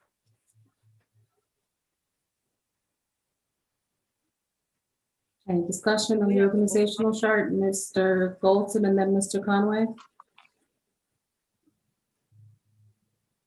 You're muted. I'll let Mr. Conaway go. I'm not ready yet. Sorry. Mr. Conway, go ahead. Thank you. Dr. Tracy, could you tell me which of those positions are not filled yet, and if there are any new positions on this organizational chart? Okay, let me go to it. Hold on, Mr. Madam President, may I inquire? Okay. Attorney Alexiadis, hold on, Dr. Tracy. Attorney Alexiadis? If possible, the document that's being discussed should be displayed for public viewing. Does anyone have that to share? Dr. Dr. White? Share that for me. That's for FOA compliance. Thank you. Thank you, Attorney Alexiadis. Thank you, Dr. White. So what you're looking at, there is no, in terms of new position, instead of having someone that is in charge of what deputy superintendent, all we did was switch it to preferably of chief of staff. That's the only change there. The other, and then in that chart, we also have where we'll have marketing and communication. As Mr. Golson had said, we needed someone who does communication for the district. So that's a position that's in there, has always been there, but we have not found anyone to fit that because all along it has been a civil service tested position. And so we're changing that to marketing and communication to ensure that we get someone to support the district in communicating out to the public and to the press. And on the other part, going down to Executive Director, Pupil Services, that's promoting that position under Student Services. The reason for that is that individual has taken on several other responsibilities on their plate, and it's not going to cost the district anything much because the individual is already at that level that would have been paid for that position.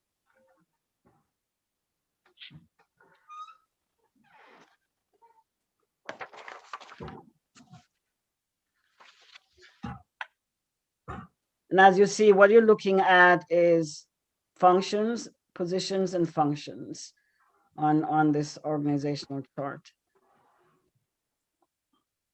I don't know if you have any questions or do I need to say more?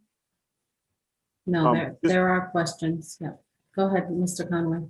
Just for clarity purpose, so the chief of staff position is open, marketing communication is open, and we changed the position, we changed the title of the position, Executive Director of Pupil Services. Yes.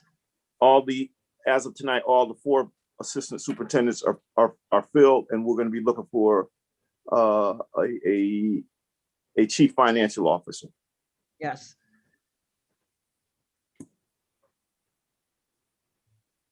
Thank you. Those are all my questions. Thank you, Mr. Conway. Thank you, Mr. Conway. Could we stop sharing just so that I can see everyone on one screen? If we don't need to continue, okay. Thank you. Mr. Golson, Dr. Jackson. Thank you, Madam President. I have some questions about this. I think it might be more appropriate to put those questions in writing to the superintendent. Because I assume she's not asking us to approve this evening. I don't see that on the agenda. So if some of the questions we're going to have is, I really don't understand this Executive Director of Pupil Services, particularly around the grants piece, because I always thought that was under the CFO.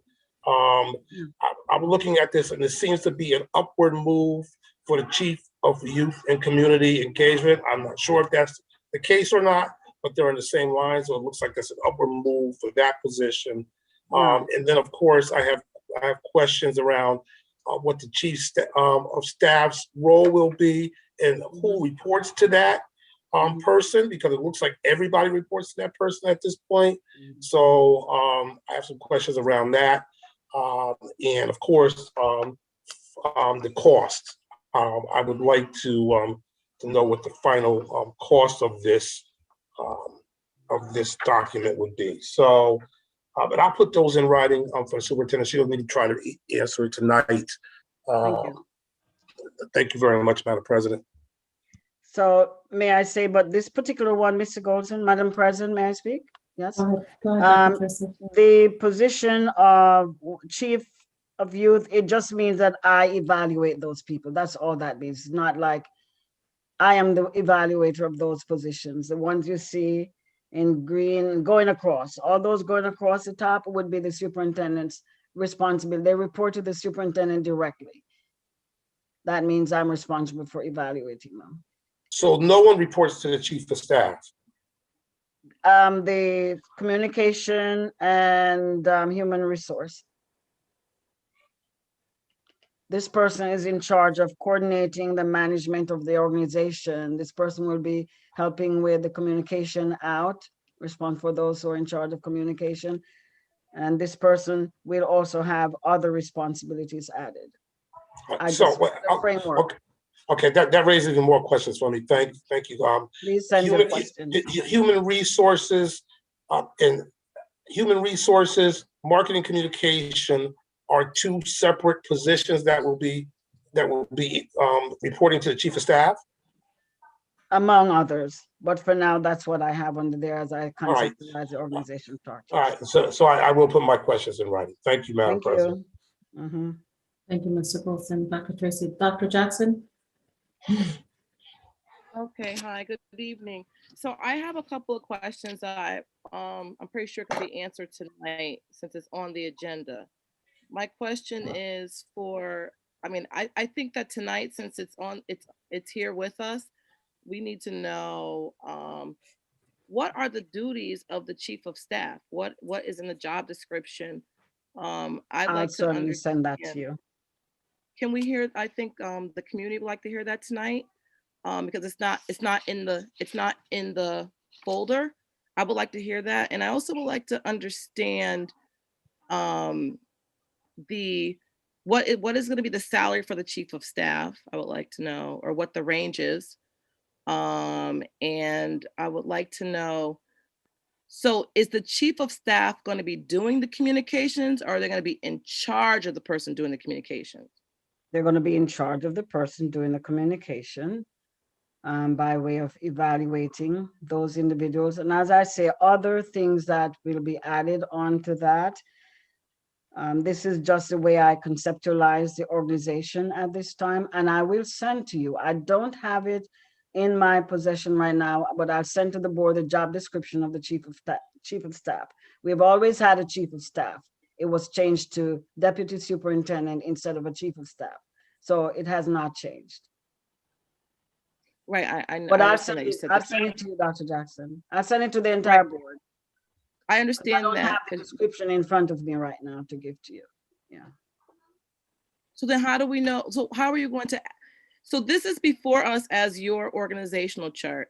So you must know what you want from the chief of staff. That's only my question, because we should know before you list it, what are we getting? What are we looking for? I'm just trying to understand that. I don't understand that. And I would like to know what what this person would be paid. What is the range? Like, and who directly answers? So in an organizational chart with all these people, the 1, 2, 3, 4, 5, 6, 7, 8 folks, they're coming down. So they don't have to, they're not reporting to the chief of staff at all, only the people in the vanilla box. No, I didn't say that. If you notice that vanilla box goes all the way up to the superintendent.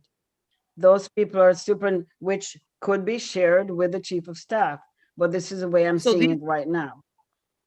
So the chief of staff, the assistant superintendents, the new position of the executive director of people services, I have a question about that. The chief financial officer, chief operating officer, and the chief of youth and community engagement may have to answer to the chief of staff? It is possible, but currently I have these people. Currently, I'm the evaluator of these people. They report to me currently. Currently, but they may at some point, because you don't have the person. Once the chief of staff come, they may have to answer to the chief of staff. And I would say it depends. It depends on how things are rolling out. I want to make sure the organization is efficient as possible, and that I'm not overloaded and no one else in the organization is overloaded with the management of the district. And someone asked about grants. Grants, what I think this board knows, that anyone who writes a grant becomes responsible for that grant. Student services write the IDA grant, they're responsible for it. Student service writes the alliance and what you call the priority grant. They are responsible for managing the grants. That's why I put grants. Miss Hannans does the ESSER ARP. She is responsible for managing that grant, even though much of it comes under finance operation. But when you write a grant, you become the manager of that grant. I learned that by working at central office and being loaded with 12 grants. Whatever I write, I'm responsible for them, to make sure that grants are being used in the way, and to make sure the drawdown happened by working with the finance department team. Right, because I'm still not clear. Because I'm still not clear, because even when this was put forth with our other person, there was like I just wasn't clear, because it seems like the chief of staff is over the admin, the 1, 2, 3, the 8 people that are listed here. And No. I just, that I wasn't in favor of that before, and because I wasn't clear and I don't really understand that. So the chief of staff at some point might be over all of these people, right? No. So No. okay. They So will that's take not going to on- happen. They will take on some of the responsibilities that some of these folks may have to lessen the load on some of these people. For example, they could take on a grant here so that so many people are not handling all these grants and being overwhelmed with them. So it depends on what the superintendent assigns to this person. It's more or less for coordination efforts. And I'm the one that person falls under. Okay, so I won't have any more questions, but I would like, when can we get the job description for the chief of staff and what they will be responsible for? When can we have I'll get that to you gladly by tomorrow. So we do have that. There is a job description, yes. I have to look at it to probably make some tweaks to it, but there is a job description. Okay, and you made this chart. What do you mean if I make this chart? I don't understand your question, Dr. Jackson. I'm gonna say this. I was just wondering because you don't know the job description. I was wondering if you made the chart. It doesn't mean I don't know the job description, Dr. Jackson. Please stop doing that to me. I'm saying that it has a lot of pieces to it that I'm not able at this time at liberty to tell you every piece of what that job description is. I will certainly send it to the board. Thank you. Thank you.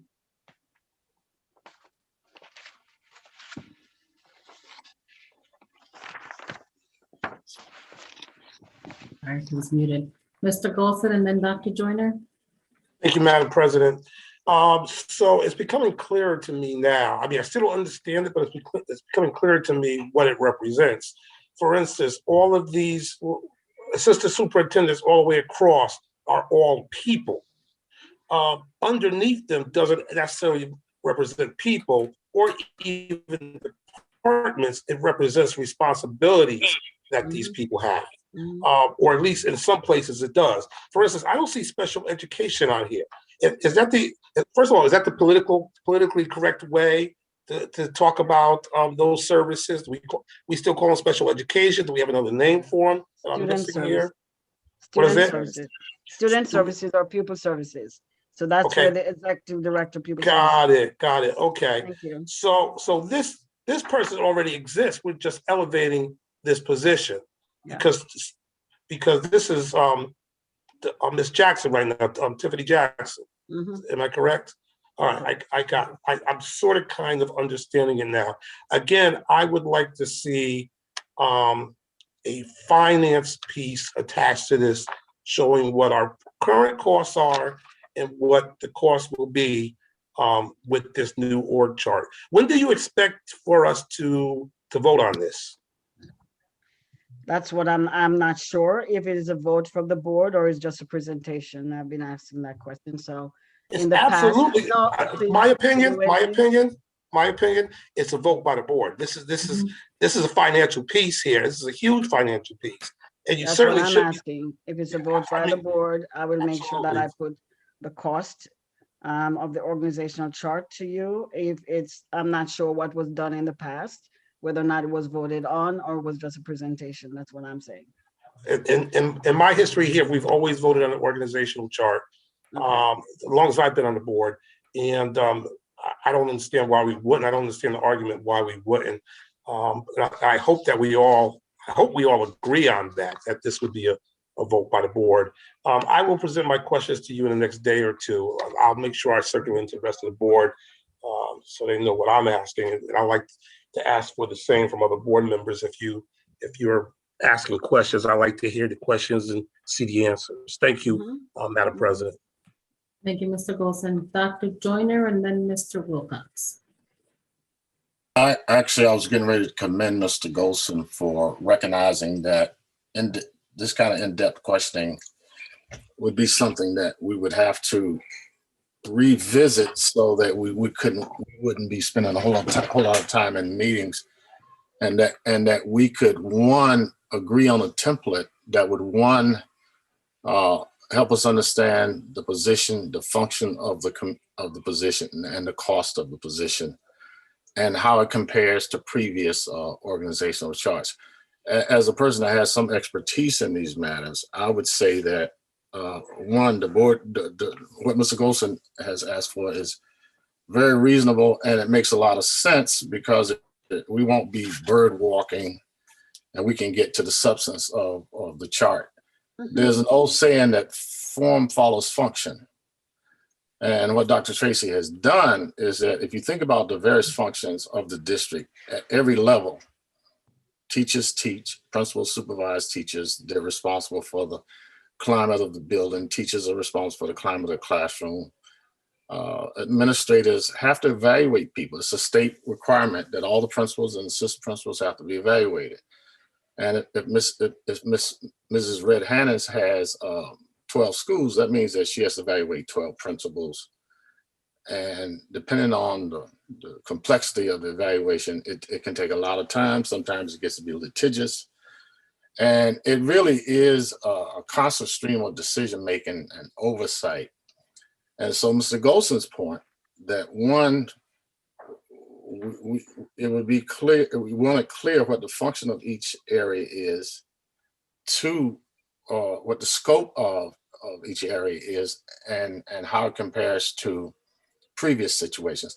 Now, I want to remind Mr. Golson that when we first got on the board, there was an organizational chart and a number of positions, some of them are almost invisible.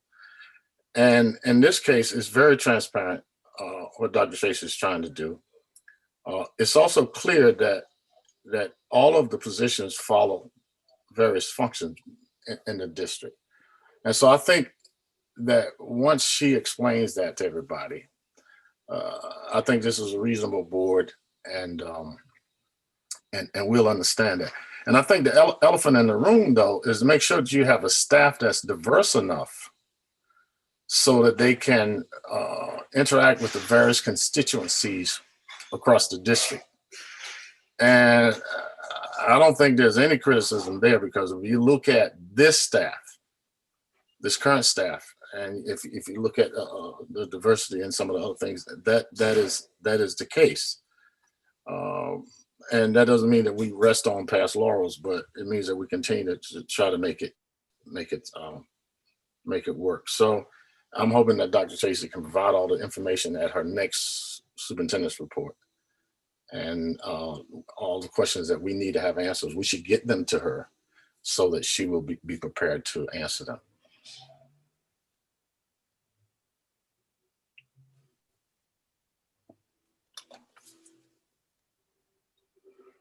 Thank you, Dr. Joyner. Mr. Wilcox?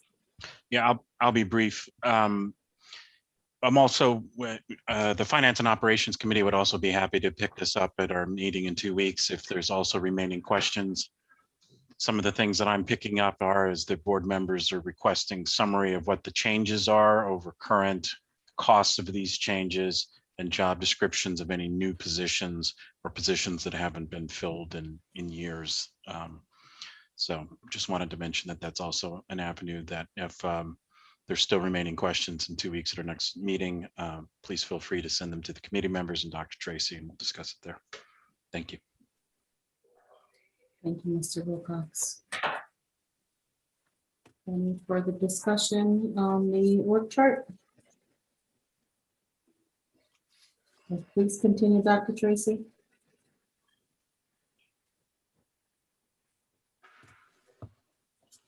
You're muted, Dr. Tracy.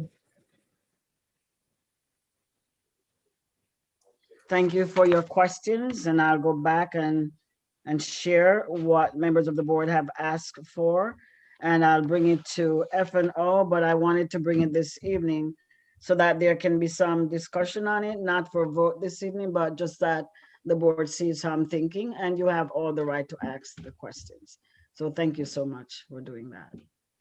The next piece on this is, hold on. And I think they are waiting, just that you know some changes that are going to happen at Hillhouse High School in collaboration with Gateway Community College team. And I think the folks are going to be on here now to share their PowerPoint. Principal Worthy, Dominique Argo, the Gateway Community College team, and Ms. Keisha Hannons. Good evening, and thank you for the opportunity to come before you to present this evening. I just want to make sure that I've gathered, Sheila, everyone that should be on. Is there anyone else that we should promote to a panelist now that's in? And if so, just let me know. So we're excited to come before you today. I will introduce the team to you. Well, the team will introduce themselves on a wonderful, exciting opportunity for our students at Hillhouse High School that we are expecting to be a springboard for other programs in the district. I'll start with Principal Worthy. Greetings, everyone. I'm proud Principal Glenn Worthy of Hillhouse High School. Dominique Argo. Good evening. I'm the College Before College Coordinator for Hillhouse High School. And Sheila. Good evening, everyone. I'm Sheila Salerno. I'm the Division Director of Allied Health and Nursing at Gateway Community College. And so this has been and Dominique, you can start to present. This has been a true partnership between New Haven Public Schools, Hillhouse, and Gateway Community College to provide an exciting and new opportunity for our students. Many of you may know that I took on supervising Hillhouse this year, working alongside Principal Worthy. And our first meeting, we talked about common goals that we have. And there was a great synergy around expanding college and career opportunities for our children. And from there, Glenn made me aware of, he had started some real preliminary conversations with Gateway about creating a new pathway program for our students to engage in. And so monthly, we have been meeting as a team with the Gateway team to put together a Health Careers Academy pathway. We're calling it HCAP. So we want everyone to get used to the lingo, HCAP. And we're excited to come before you tonight. So with that said, I'll turn it over to Principal Worthy. Thank you, Ms. Hannah. Appreciate that opening. Board, thank you for allowing us to present to you. We're very excited about this program and this initiative. Before I began, I want to talk about when I first got to Hillhouse. One of the things I really wanted to do is make sure our kids are college and career ready. First, we started the pre-AP program, get more kids taking AP classes. That has been a great success for us. And I feel this initiative, HCAP pathway, will be the next evolution of getting our kids prepared for college and career. Next slide now. And why we pick, so the HCAP stands for Health Careers Academy Pathway Initiative. And why we picked the Health Career Pathway. As you can see, there are going to be 2.4 million new jobs in 2029. And that's due to the aging population in the health fields. And so with the demands of increase of those careers and the high cost of higher education, which is often a barrier for our students, the average loan debt is $32,000. So our partnership with Gateway will provide our students a no-cost program to complete a dual enrollment course and enter the healthcare workforce at an accelerated pace. So our program, Health Career Academy Pathway, will be interested in ninth graders who are interested in the healthcare career. The pathway will allow kids to get a certificate in 28 credits with the option to enter one of the 4 health profession tracks beginning in 11th grade. Those 4 tracks are exercise science and wellness, nutrition and dietetics, surgical technology, and radiography. Students will be able to obtain up to 47 credits by graduation. Let me say that one more time, so I think you missed it. Students can obtain up to 47 college credits by graduation.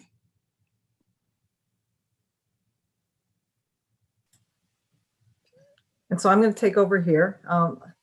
As That's the rest of my team, Gateway is very excited to be partnering with Hillhouse on this new initiative, and we really think it's going to be a great model for our region. So the Health Career Pathway Certificate, it's a 28 credit certificate, and students can decide to either just complete the certificate program, or they can decide that they, in addition to the certificate program, that they want to select one of those health profession tracks. And the reason that we selected this certificate program was, one, because it's offered at the other community colleges in the state, and it's also the foundational courses for all of our healthcare programs. So the courses within this pathway are either the prereqs or admission requirements for all of the healthcare programs.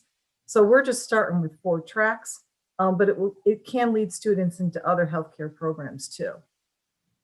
Next slide, Dominique. And this is the pathway. So in grade 9 is when they start the pathway. We have an introductory course, HLT 103, which is Investigations in Healthcare Careers. It's really a survey course. We really try to open up students' eyes to the possibilities of all the different careers in healthcare. We find that a lot of our students are unaware of some of those healthcare careers. A lot of them know about doctors and nurses, but there are so many other healthcare careers that they could be entertaining as a career option. So this course really, like I said, provides them with that information. In grade 10, then they take HIM 101, which is a medical terminology course. It is not part of the pathway, but it is counted into the overall college credits. The reason that we decided to offer this was because, one, it's part of our dual enrollment program already. And secondly, it also, again, I think is going to be a benefit to the students to have this course as part of their education. Just knowing the medical terminology for any of the health career programs. They will also in grade 10 take English 101, which is English composition. In the summer, we will do an Accuplacer intensive prep program with the students so that they are prepared to take the Accuplacer test, which is a college placement test for English and math. And then we are also going to offer a healthcare boot camp. Our thoughts on the boot camp is that we will do some introductory sessions with the students. And then we will also have them branch out into their program of interest and do some more immersive experiences in that particular career. Next slide. In grade 11 is when we start to bring the students onto campus. We feel that's an important part of the pathway so that they can be introduced to the college community. In the fall of grade 11, they would be taking Bio 105, which is an introductory bio course, and also Psych 111, which is Introduction to Psychology. In the spring, they would take Math 137, which is an intermediate algebra course, and that would be dependent on their Accuplacer score.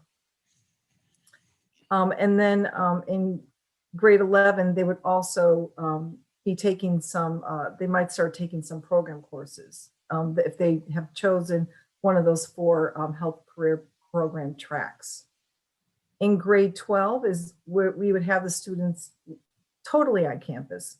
So they would be taking the Chemistry 111, which is Concepts of Chemistry, the Bio 211, which is Anatomy and Physiology 1, both of those courses in the fall, and then in the spring, Anatomy and Physiology 2, and then more program courses. So the students could earn up to, as Glenn said, 47 college credits. So we're just going to highlight one of the tracks. Like I said, we do have the 4: radiography, surg tech, exercise science and wellness, and nutrition and dietetics. We're just going to focus tonight on just the surgical technology track. So the surgical technology track, the students would follow the same courses as the Health Career Pathway Certificate in grades 9 and 10. In grade 11 is when they would start taking some programmatic courses.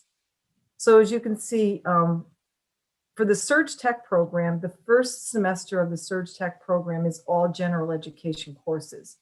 So in this semester, in this grade, we would have them finish up those gen ed requirements of that first semester of the program.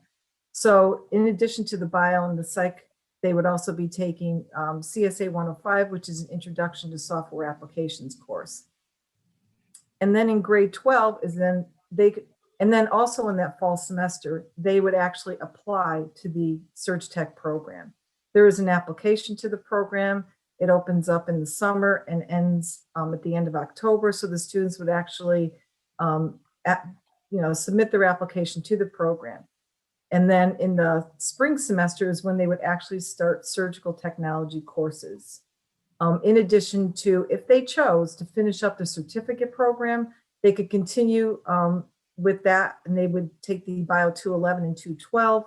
If they decided at this point they just wanted to do the Surge Tech track, and that's an associate degree, it is an associate degree in all 4 of those tracks, then they would not have to take the Bio 211 and 212 because they would need that for the particular Surge Tech plan of study.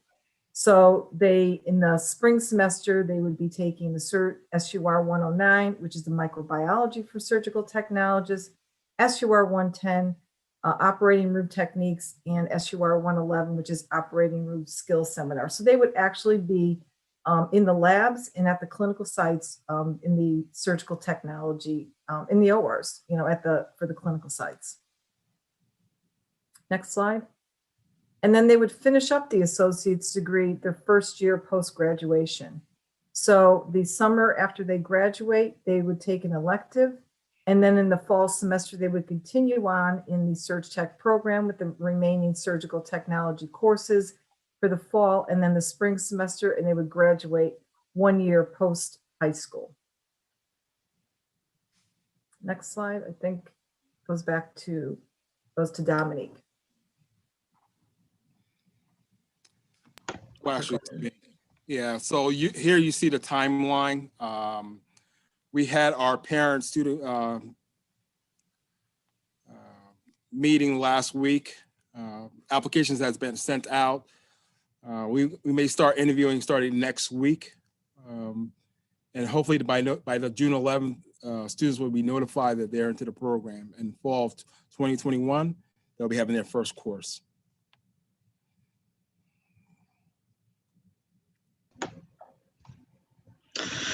And I'm going to discuss budget. The projected cost for the first year is approximately $30,000.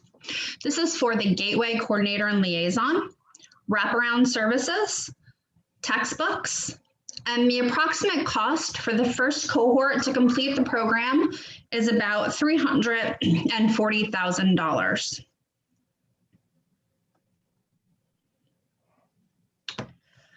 While we were discussing this program, we wanted to discuss possible challenges and concerns, as well as solutions and ways in which to mitigate these possible barriers. The first bullet point deals with the credentials of high school teachers. Generally, in order to become an adjunct at Gateway, one is required to have a master's in the subject area in which they teach. For example, for the English courses, a master's in English is required to teach English 101 or composition. Gateway is working with us to ensure staff is approved and trained for this program, as the program will be both in-house at Hillhouse and on campus, especially for the classes in junior and senior year on Gateway. This challenge should not be an obstacle for the program's success. The next bullet point deals with the selection criteria of students. The application process has already started for our rising 9th grade students. We have a bit of a tight timeline, and we're working through that right now. We're looking for students who are interested in the healthcare field and who are currently maintaining good grades in the classes. We will also interview the student and follow up with the student's current teachers and counselor in order to make sure the program is an appropriate fit. Also, as another point about this, we are committed to the success of each and every student and will offer a series of supports in order to guarantee student achievement. The demands of the course load was our next topic for discussion. This will be a rigorous program and will require dedication from staff, from students, as well as support from staff. Students, especially in their junior and senior years, will be taking numerous college courses in their chosen area. As such, the supports implemented in the first 2 years of the program will continue and be enhanced depending on individual student needs. The next bullet point deals with high school requirements and elective for college courses. Throughout the process of course review and alignment, we were able to allow students to complete their high school requirements and count the college courses as elective credit. For example, if students are in the surgical technology track, their senior year, they would be taking English and math at Hillhouse, and they would be taking the rest of the courses on the Gateway campus. This will allow them to complete their credits for high school graduation and beyond. The next challenge we discussed was course scheduling at the college. This may be a challenge as the program progresses, as there are caps on space, for example, in lab science courses. Gateway is hoping to mitigate this issue by scheduling and offering multiple sections of a course when appropriate. They will do this in conjunction with Hillhouse to ensure program completion. The selective admissions program, some of the tracks, as Sheila mentioned, have an additional admissions application, such as surgical technology and radiography. Students will apply to these programs, and we are hopeful and confident that the first 2 years will prepare them to successfully enter these fields. The support services of the high school and the college level. Throughout our discussions, we realized that because of the rigor and pace of the program, students will require some supports from both Hillhouse and Gateway. These services will include academic success strategies such as tutoring and content areas where needed, weekly check-ins, and success coaching. This list is not exhaustive and will be expanded as the program progresses. Ultimately, as the team indicated, we are very excited to work together in order to provide opportunities for our students and to help the healthcare industry gain the qualified workforce it needs at an accelerated pace. Thank you. As you can see, we have been very busy working to get this program up and going and ready for our incoming ninth graders at Hillhouse. Once again, we'd like to thank the entire team, the Gateway team, the Hillhouse team as well. The HCAP program, and Dominique, you can stop sharing, please. The HCAP program represents the transformational change that is needed to expand our college and career opportunities in New Haven public schools. We are planning to leverage our Title I grants as well as our ESSER and ARP ESSER funds in order to support this program for our students at no cost. The first year is only $30,000 for a maximum of 25 students. And so the total throughout the 4 years is $340,000. And so we are excited about it. You can see we're eager and ready to get it started, and we're open for questions at this time. Thank you. Mr. Wilcox and Dr. Jackson. I believe Dr. Jackson had her hand up first. Go ahead, Dr. Jackson. Mr. Wilcox. And then Mr. Bolton. You are such a gentleman. Thank you. I want to just congratulate the district on this program. Keisha Red Hannons, Glenn Worthy, and everyone else. I can get everyone else, and Miss Argo. It looks wonderful. But my questions are around. So once they graduate, are we graduating to then further? Are we encouraging these students to finish their bachelor's because they already have everything, to go on to finish their bachelor's? Or are they going to go to work right after? That's a question. I'm not sure what you guys thoughts around that. Well, Dr. Jackson, I think and then, can you hear me, Principal Worthy? Yeah, I can. Okay. And then the second part of my question was, if they decided to take the certification and go and work, is there a direct pipeline like to the new neuroscience center or to Yale or to other places like that for them to use their certifications? And by the way, Mr. Worthy, you're getting 2 new academics from my house, by the way. Great.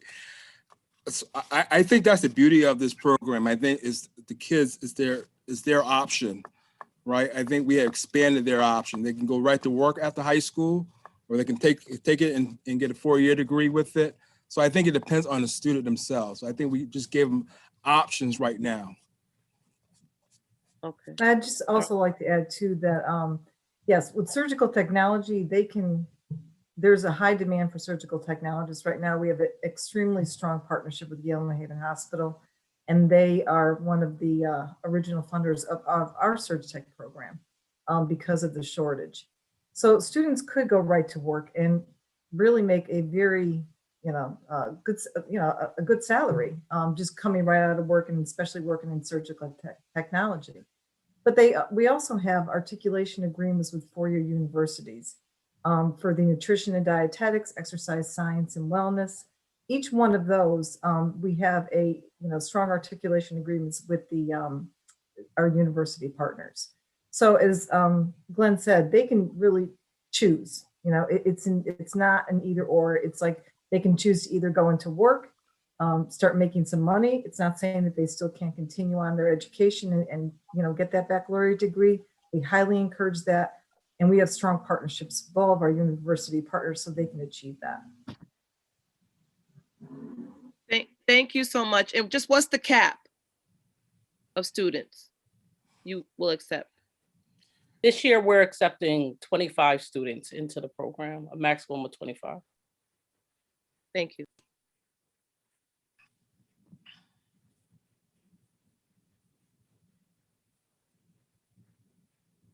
Thank you. Mr. Wilcox and then Mr. Bolton.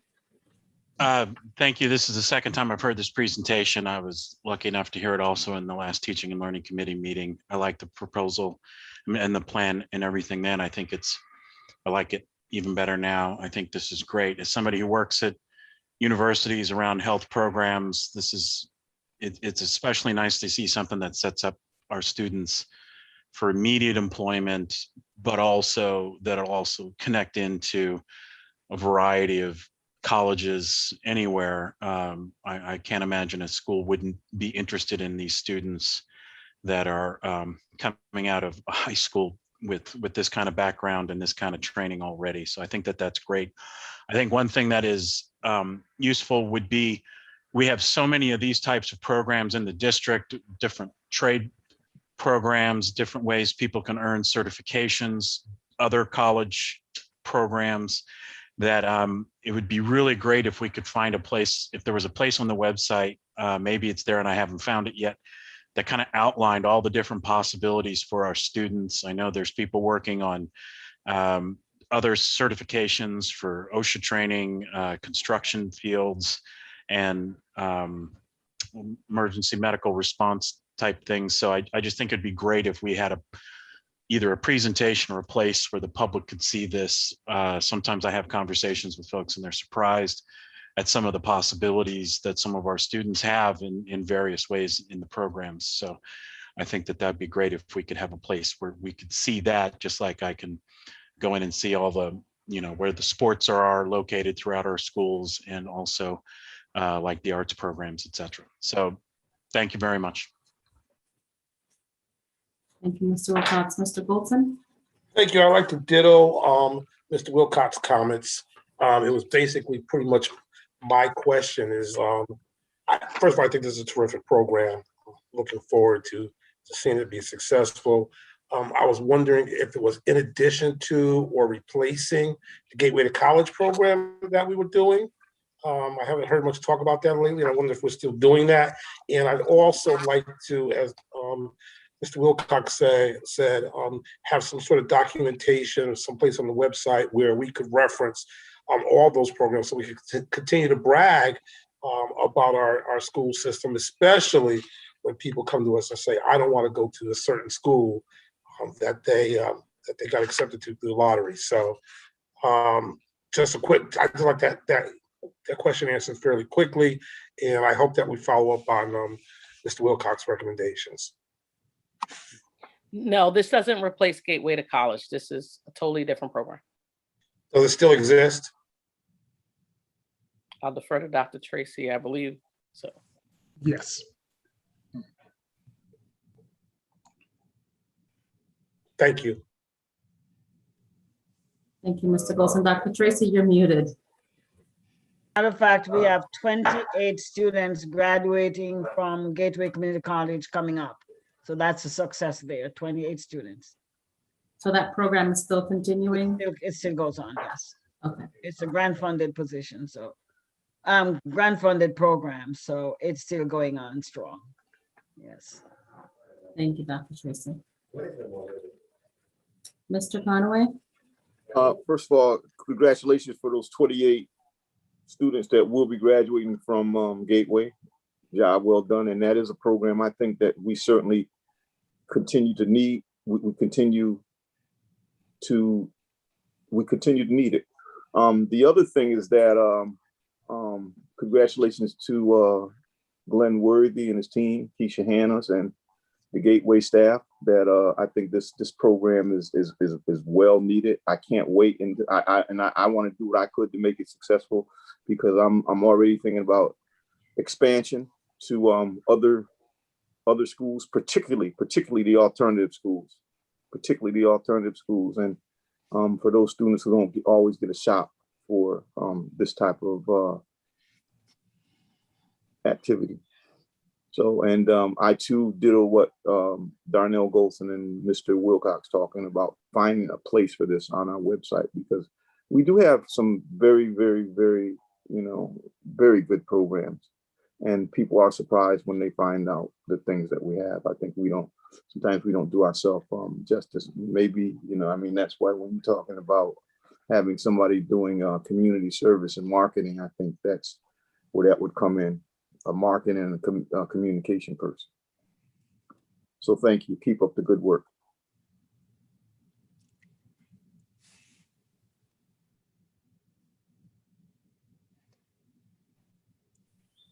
I couldn't unmute myself. Thank you, Mr. Conaway. Any further discussion or comments on this item? Dr. Jackson? I was wondering for the applicants, anyone is able to apply? Is it just New Haven students? Is it Magnet students? I was just wondering, are there any criteria around that? They're incoming 9th graders for Hillhouse. So whoever's coming to Hillhouse, it could be a Magnet person? Yes. Okay. Thank you, Dr. Jackson. Okay. Okay, Dr. Tracy, please continue. Thank you for your report, and I'm sure this program is going to take off, and I know the team has put in a lot of work into making this happen. And I agree with Mr. Conway that we need to also focus on the alternative school, Riverside, and that is in the works also, Mr. Conway. More will come on that later. So the next one is COVID-19 vaccine student survey, Dr. Paul White, and that's the last one. Yes. Excuse me, Dr. Tracy and Dr. White. Mr. Worthy keeps raising his hand, so I don't know. Oh, I didn't see. I didn't see. That he needs to share or Mr. Worthy? question. I think he was just waving. Waving bye, goodbye. Okay. Oh, okay. Okay. Now he looks like he's frozen. Okay, please continue. Thank you.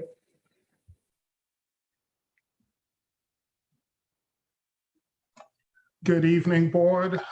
Just wanted to bring to your attention a survey that the health department would like to send out to students to help in planning around vaccinating those that are eligible. We wanted to make sure the board was aware of this because obviously would not like something going out to students, families without the community being aware of this. So it's a very short survey. It's here on screen. There are a couple questions, and there are going to be opportunities for people to answer questions, including our very own board member, Dr. Jackson, who would be participating in helping to answer the questions for families about this.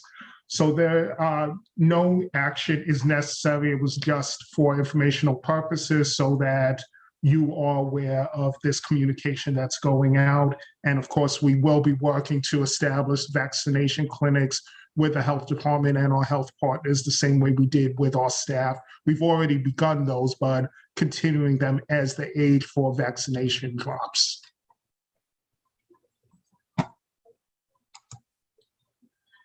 Any questions?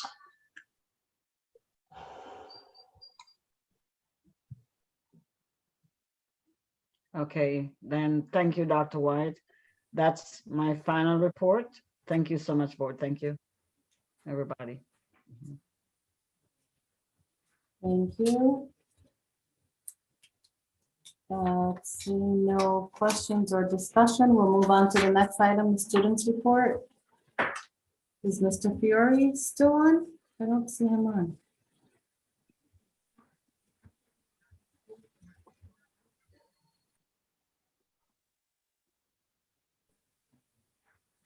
Okay, so we'll move on to our president's report, and I want to start by congratulating, I hope I say her name right, is it Mashai Roman? Who's the new student rep on the board. She'll start on July 1st, and so I just want to make sure that we congratulate her on the board. We're looking forward to having her on and working with her. Congratulations. I'm not sure if she's on, but just in case she's listening or. Okay. Thank you. So moving on, I do have a couple of things. There's only one item listed on the agenda, but we've been talking about the board retreat, and Attorney Mooney is available to do a 3-hour retreat with us on Tuesday, June 8th. And I would like to schedule this date if we're all okay with that. It's a Tuesday, and it would be like a 5:30 to 8:30, unless we can start at 5. But I think that Dr. Jackson may have a conflict with the 5 o'clock start time, and that's fine. He can do 5:30 to 8:30. I figured we could at least get over the first session, because we discussed about having 2 3-hour sessions for the training. So we get this part done June 8th, and then I can schedule something for either the end of the month or beginning of July. So just need a show of hands. We don't need to vote, but just a show of hands of if we're okay with moving forward with that date. Okay. Thank you, Mr. Wilcox, Mr. Conaway. I have Mayor a partial Alger? conflict. I could show up for some, but I have a meeting I can't move. Okay, thank you. Dr. Joyner, you're okay with it? Dr. Jackson, you and I had asked you first because I knew we had the facilities meeting on the same night. Mr. Golson and Mr. Conway, you guys okay with that date? June 8th? Okay. All right. I'm checking my calendar. Okay, sounds good. Let me know. The other issue that we've been discussing is the special meeting with our CFO to discuss the budget. As you know, his last day is going to be June 11th. Our next board meeting is June 14th. So we wanted to get a special meeting in before that, before he leaves, so we can discuss and approve the budget. Thinking of Wednesday, June 2nd at 5:30. And it's just a special meeting. We should only have that on the agenda. I don't see that there should be any other items on there. So again, let me know if you're okay with that date. Dr. Tracy? I'm just saying, there is June 2nd, there's something planned by YFCE that the summer fun fitness launch is June 2nd. It may conflict with that, I think. Okay. How would that conflict with the special meeting with the board? Or well, I'm just asking. I don't know what. No, it just means I won't be there because it's our launch of that. Okay. That's what I'm saying. That. Got it. And that's at that same time. Yeah. That same time frame. So around it's Gemma is about 4 o'clock, 4:30 start. Okay. And it ends, do you know what time it ends? I don't know. It's Maybe we could start at 6 instead. Okay, well, you let me know about the time that I'll let you know. Time framing for that, and then maybe we could start at 6, or then we'll have to pick another date. But we want to get something in before I got it. Mr. Penn's last day, and as soon as possible. The other update was just the return on in-person meetings. As I'm sure you're all aware, Governor Lamont's executive order has been extended, so we have a little more time to make decisions and take votes. Like I said before, Dr. Tracy and I have been in communication, and the staff will have a plan in place if we need either a school or a room that can handle the public to gather and watch the meeting, should we decide to vote to stay remotely or not. So we're planning that on our end, and then hopefully we're just waiting guidance from the state and let us know how we can or should move forward once the order is lifted. Okay, and that's it for my updates, Mr. Wilson. Madam President, I did not know that was extended. What date was it extended to? I think it's June 20th. I'm pretty sure it's June 20th. Okay, thank you. So May 18th, I may extend it to July 20th. Who knows? I don't know. Thank We'll you. see. You're welcome.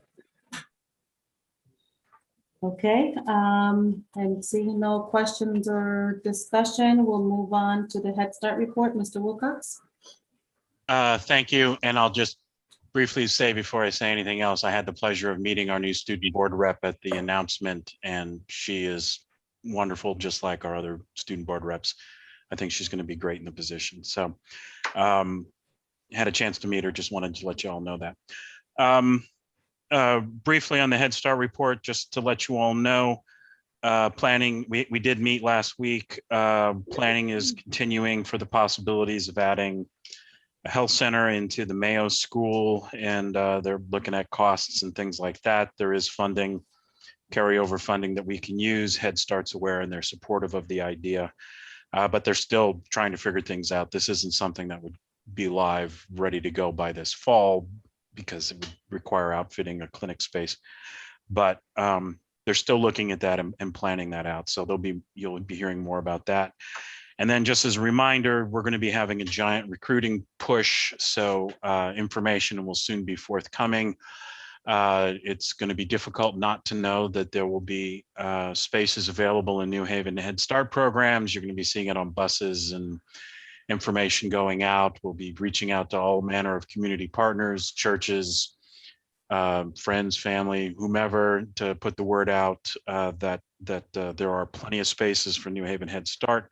And at the same time, we're going to be recruiting for parents to become part of the policy council, which, as you all know, is in the Head Start setup there, that it's a great way for parents to have a voice in how the program is run and managed, and they're part of the decision-making process. So we're also going to be building up that the policy council at the same time as the recruiting for students. So happy to answer any questions, but that's the Head Start report. Thank you, Mr. Wilcox. Any questions? Okay, seeing none, we'll move on to Citywide School Building Committee report.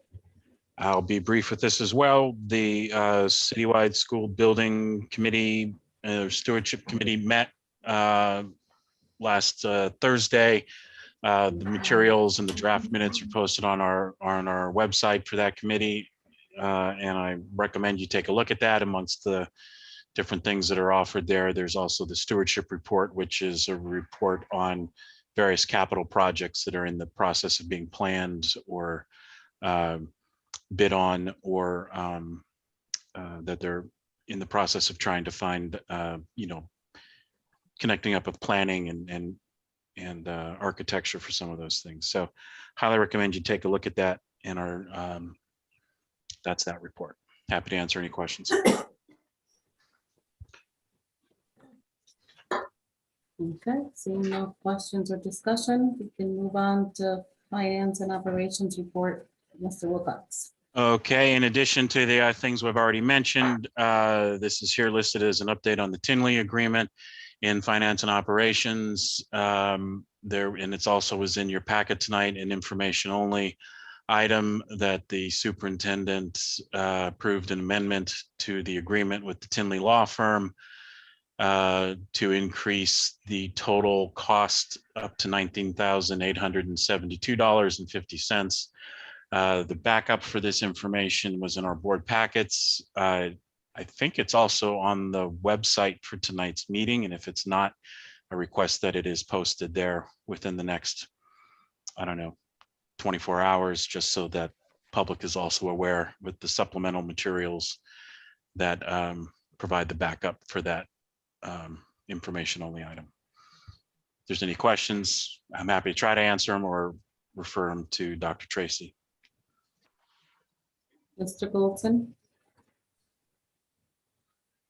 I want to make sure I understand what the end result is on this, on the finances around this investigation. From what I think I read in the documentation, the original contract was for $14,000. They came back with a bill for almost $25,000. The finance committee questioned the bill. At the end of the day, they resubmitted their bill for $19,800 and some change. Is that the case? Is that true? And if so, will that be the final number and will it be over? We won't see any more amendments coming, adding more money to that contract? Those are some of the questions I have. So okay. Go ahead, man. I'll just be brief. They did make a presentation of some of this information. My understanding is this will be the end of this, and there is a letter in the documentation from the law firm saying that they will accept what is the outcome of all this process. And so, Dr. Tracy, you might want to discuss how this came about. I'll just say one last little thing. It was that there were two invoices, and one of the invoices is what we'll be paying, and the other one they're going to accept non-payment of. Dr. Tracy?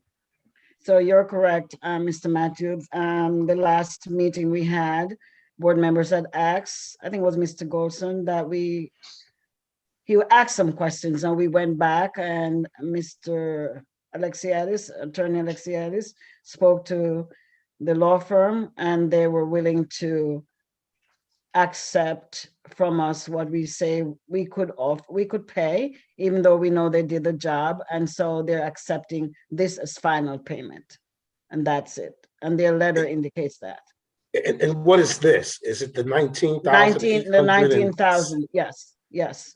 Like 19,872, something like that. Like a few dollars short of the 20,000. The questions never were answered as to how they got to that additional money without oversight from whomever was responsible for oversight on that contract. I still don't know who it was because I looked at the contract. The contract was signed by the board president, even though she said she had nothing to do with it and didn't know anything about it. I was told the superintendent actually approved the contract for $14,000. And then they came with a bill for additional funding, and everyone seemed to be surprised. How does that happen when you have a contract that is not to exceed? And I've been several times this year lectured on not to exceed contracts, and that contract certainly exceeded the 14,000 by a whole lot. So how does that happen? Who's responsible for making sure that doesn't happen in the future? Anybody? So if I were to respond, it's not different from other contracts that we've done. Just not too long ago, we put through a lot of contracts that we had as not to exceed. But when the work is done, you've got to pay for the work. So this is not the only one in my lifetime on the board that has gone as exceeding what was agreed upon because the work was done. No. My understanding is that when they have to go over, the process is supposed to be when a contract goes over the initial amount, they come back and request an amendment, and then they go over. You don't go over and then come back and say, okay, can you pay me now? That is not what not to exceed. That's not what any contract is. When you have a contract for a certain amount of money, you can't exceed that money and expect to get paid unless you have a joining of an agreement between the two parties. So for them to come back with a $24,000 contract on a $14,000 contract is not the norm. or it should not be the norm. It was the norm in the past, and Dr. Joyner could tell you, we made sure that that was not the norm anymore. We made sure that we reformed that contract process so those kind of things didn't happen again. So I'm wondering how that happened and what protections are in place to make sure that it doesn't happen again. Because we are already now paying $5,000 more, almost $6,000 more for the contract that you agreed on. So I'd like to know how that happens without somebody being responsible for managing it. Who was responsible for managing that contract to make sure they didn't go over the 14,000, or if they did, to report that? Dr. Tracy? Attorney Alexiadis, could you explain? I can elaborate, Madam Superintendent, if the President would like me to. So I want to take you back to October, when the investigative report was due to be provided to the board, and the bill went over the $14,000 limit.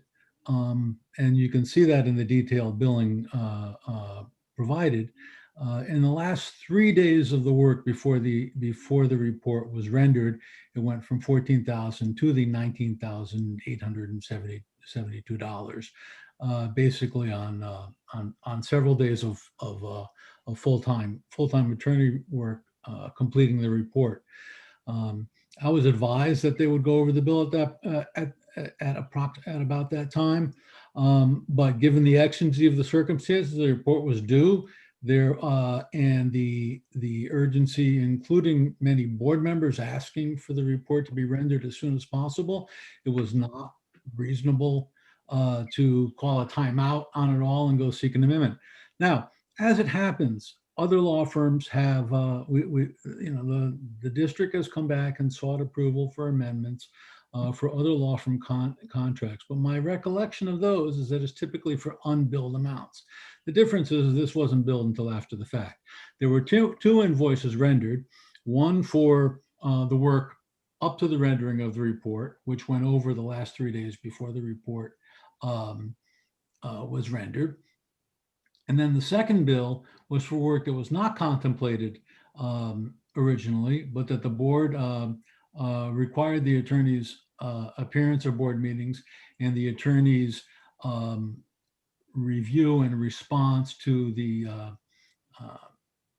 second opinion, in effect, from Shipman and Goodwin, who, by the way, billed in excess of $11,000 for their opinion, related opinion on the matter. And that's why the bill was split into two. You may recall that the second invoice was slightly higher after the first F&O meeting where it was discussed. And when I was directed to go back and talk to them about it, they corrected the second invoice, reduced it by a couple $100, and ultimately sent us a letter that they would abide by our meaning Corporation Council's recommendation to the F&O committee. We recommended that the contract be amended under $20,000 to just pay the first invoice. There's an old saying among lawyers that a good settlement is one that makes everybody a little bit unhappy. Well, this settlement, I think, has made a number of people more than a little bit unhappy, because the board is paying more than they wanted to, and the law firm got less than the time they put in it. I would also point out that this was done at a very low billing rate of $200 an hour, which is far less than any of the other attorneys that the outside attorneys that the board employs get. And then the other questions in terms of the oversight, typically you would have the CFO engaged in the financial oversight, but he had a conflict of interest in that. So I don't believe that he was actively involved in any of the oversight. And when after the work that was done after the report was rendered, outside counsel fees come out of the chief operating officer's budget, although that chair was vacant during the time of the Shipman opinion and the board and the board appearances. That seat was largely vacant because the chief operating officer had moved on. So while the overage, the anticipated overage was reported to me, I did not expect it to be as high as it was. And we saw that when the bills were finally rendered.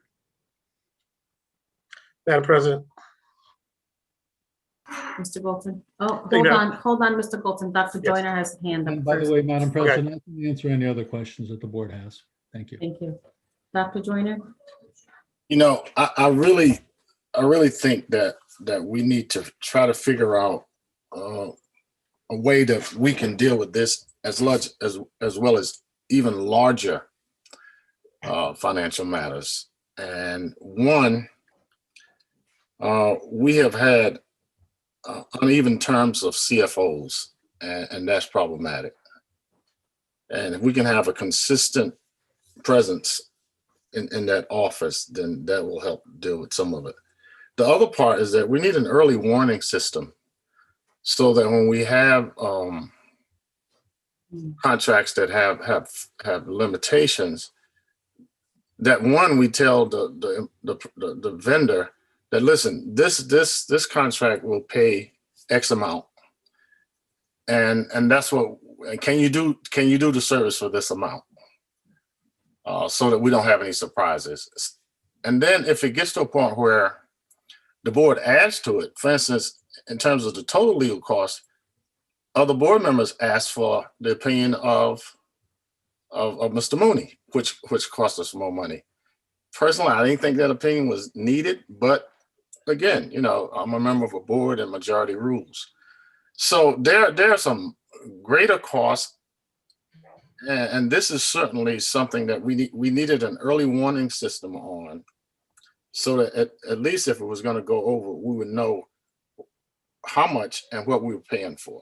So I would think that when we hire with our current, when we hire a CFO, that we will put some practices in place that will give us an early warning system. And we need some clarity. You know, this was a very unique case. I said it was a unicorn, and it was. And so because of this uniqueness, certain things happen. But if we have an early warning system, and if we have sound fiscal practices in evidence, then we may be able to keep this from happening in the future. But we need to take a look at all of what we do with the public's money, so that we don't spend $90,000 paying somebody who has a job in another district, or $100-some thousand about somebody's contract, when clearly the legal evidence would suggest that we didn't necessarily have to do that, but in my opinion. So I think we need to really take a hard look at our fiscal practices. We need to make sure we have staff in place to monitor that. And we need to have early warning systems in place that will let the board know with sufficient time when something is going over. And also we need to write contracts that says that this is the scope of work, this is how much we're willing to pay for it. Are you willing to do the work for this amount of money? And if we can do that, I think we can do a little better job of managing our fiscal resources. Thank you, Dr. Joyner. Mr. Bolton? Thank you, Madam President. Dr. Joyner is correct. There should be an early warning system. And a matter of fact, that's like Finance 101. I mean, you know, you from running a 2-person operation to a 5,000 person operation, you're supposed to have those protections in place. And there was 2 people that were responsible for making sure that this contract didn't go over like it did, and which could have caused us some serious problems if they decided to pursue their full $25,000 or $30,000, whatever they wanted. The fact is that the lawyers that took the contract had a responsibility to early on notify us that that contract was going over its budget. And secondly, the superintendent had a responsibility to let us know that it was running over. And neither one followed through on their responsibility. So we could sit here, we could jabber and talk about all this other stuff and all these other things that happen. But the fact is this is real simple finance. I mean, they had a responsibility as the lawyers to say, we're going over the $14,000. And ask for in a written amendment to ask for additional funding. They didn't do that. And we had a responsibility to ask them to give us an accounting, maybe on a monthly basis, on how much they were spending. And we didn't do that. And it should never happen again. First of all, this silliness shouldn't have happened in the first place. And now it's costing us $31,000 plus, because my lawyer hasn't submitted his bill yet. So for folks to sit up here and now try to justify paying for this silliness, $31,000 plus, which could almost have paid for a teacher, it certainly could have paid for 4 or 5 paraprofessionals and part-timers, is ridiculous. And I'm going to put that on the record for hopefully the last time with this board. This wasn't a unicorn. This was an aberration. This should never have happened the way it happened. So you all know where I stand. And to suggest that we shouldn't have had an opinion from our attorney and give me the due process that I deserved is wrong, because that attorney backed the position that I put forward to this board in the first place, that the superintendent did not have the responsibility to investigate my behavior at board meetings. None whatsoever. This board should have been in charge of that. And the president signed the contract. Our board president signed the contract and didn't keep us. She's the third person in this circle of folks that should have been on top of this. So I hope it doesn't happen again. If it does, someone's head should be rolled, because this is simple financing. This is simple finance management. And I hope it doesn't happen again on this board. Thank you, Madam President. Mr. Wilcox? Yeah, there's a lot of simple things that start in a lot of places where this could have gone different. And I think a lot of us involved on this board have expressed that things could have gone differently, and next time they will. And if the board wants to codify in a policy how exactly it should go, the board has that right to be able to do that. So there'll be a blueprint if this happens again, which I think would be unfortunate. A lot of things could have been different, including going back to the original incident. And I have had so many hours of meetings devoted to this. The public has too. And, if we're going to start adding up the costs, let's also start adding up the costs of search firms for CFOs, loss of great staff members. Madam President, point of order. Madam President, point of order. Bolton. Point of order. We're not going to relitigate this process where I was essentially found innocent of harassing anyone. Not a proper point of order. That's not a proper point of order, Mr. Bolton. It's not a. It is a point of order. He is making suggestions that I was responsible for this, and I was not. And I'm going to be clear on the record. Not well so taken. Be careful where we're going on this. Mr. Goldson, I'm careful with all my words. I think that this is an incredibly unfortunate event. I appreciate the law firm in offering to basically negate one of their bills for work that they did. I appreciate that Dr. Tracy had her staff found a way through this. I do think this is unfortunate, and I'm hoping that we can avoid this in the future, because the way to avoid this in the future is to not have it start. And that the toll on the district on this in the ridiculousness is extensive. And I'm hoping that we can move forward tonight with the rest of the agenda. This is an information only item. The superintendent did this. If we don't like it, we can evaluate her and ding her on her annual report like that. So I think that, thank you. I'll be done for now. Madam Thank you, President, Mr. Wilcox. Go ahead, Attorney Alexiadis, and then it's Dr. Joyner. I just want to note that that both law firms, Henley Renahan and Dost, and Shipman and Goodham through Mr. Mooney, agreed that, and I'll quote Mr. Mooney's memo at page 3, I offer my opinion that it was appropriate for the superintendent to investigate whether Mr. Goldson's statements on March 23rd were illegal harassment of Mr. Penn. There was a disagreement about about how far that investigation should go. But both law firms were very clear that the superintendent was obligated to investigate a complaint of harassment by an employee. Now, I would think that we all agree that it was unfortunate and that the expense was unfortunate. But in terms of the obligation of the superintendent to investigate the complaint of harassment, all lawyers agreed that she was obligated to do so. And that's how we ended up here. Thank you, Attorney Alexiadis. Thank you. Dr. Joyner?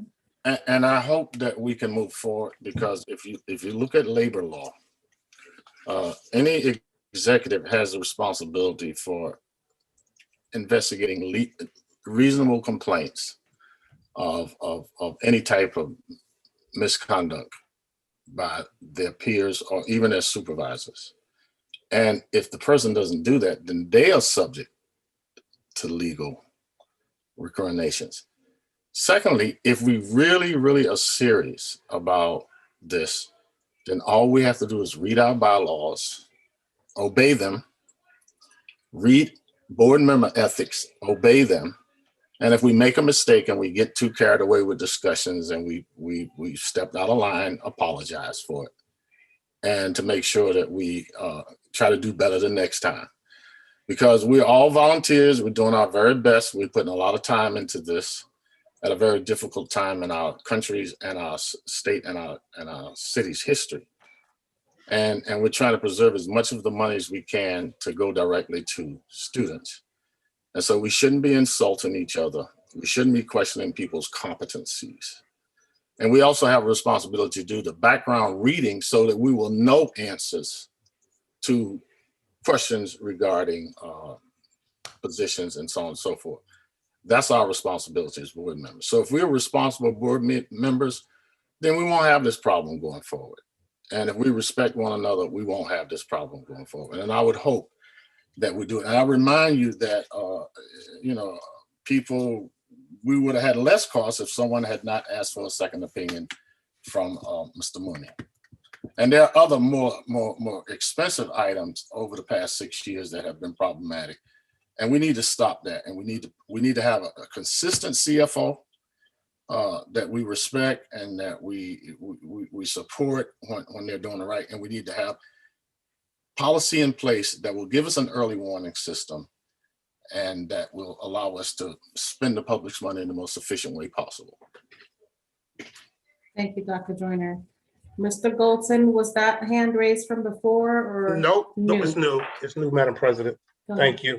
Thank you. Let's be clear. There were 3 law firms that said that investigating whether harassment happened was appropriate. That included my law firm. There was also 3 law firms that said harassment did not happen, including the law firm that you guys hired. Okay, that's where it should have stopped. And that's what our lawyers said.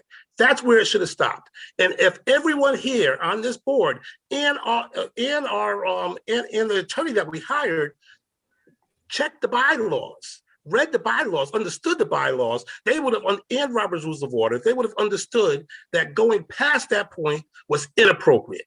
That's what our lawyers said.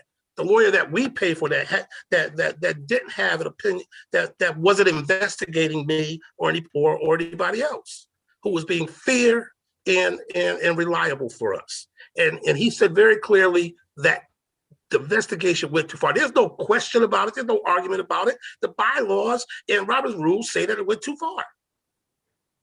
went way too far. And to suggest that I shouldn't defend myself and ask for an opinion from our attorney as to whether it was appropriate or not is silly. It's just plain silly. I'm going to defend myself. I'm going to ask for an opinion from our attorney, and I'm going to make sure that this board does the right thing. At the end, they did, because you didn't have anything there to prosecute. So you didn't have a choice but to do the right thing. But the fact is that this thing should have been way less than $31,000. It could have been over and done with in a week if they were good, or if they didn't have a political agenda. And I'm going to say it right now, there was a political agenda behind this, and it did not work. And anybody who knows me should have known that it would never have worked, because I'm not going to bend. I'm going to continue to ask the questions that I think and that people have asked me to ask that I think are important to run this school district and for the benefit of our students. So I'm going to ask how these contracts are being awarded. I'm going to ask, why is there a certain amount of money going from one contractor from one community to another contractor of another community? I'm going to continue to ask those questions. So you can continue to investigate me all day long. As long as I'm on this board, I'm going to have a voice. I'm going to speak for those people who elected me to this board. So if you think you're going to shut me up by investigating me, you're not. So next time you consider it, as Dr. Joyner says, we should learn from this. I hope we learn that trying to attack a board member politically with school resources is the wrong way to go. Order, Madam Chair. Thank you, Madam President. I'm done.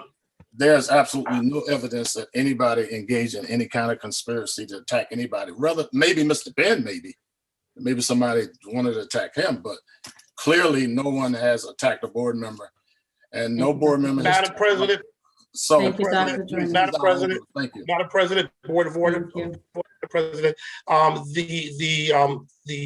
my colleague just suggested that there was a conspiracy to attack Mr. Penn by me, the person who was being investigated. Involves more than one person.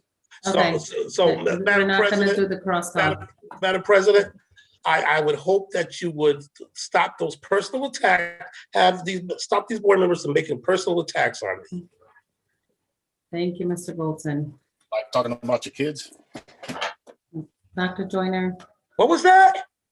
Is he gonna be cited for that, Madam President? Madam Chair. You can cite me. You're out of order. You out of order. You can cite me. No. Madam President, you allow this guy to do anything. All right, we're going to move on to the governance report. Madam President, he was out of order. I want to hear you say he was out of order. You're both out of order, and I muted you both.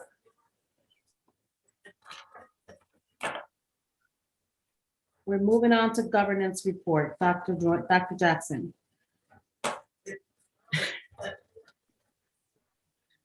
Good evening. Governance has nothing to report today.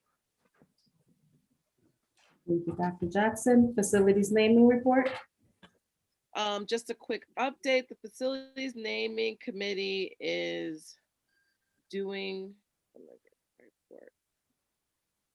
has been meeting around the renaming of the school formerly named the Columbus School. There is a survey that has been sent out to all it's posted on the website, and there's a community forum on June 3rd.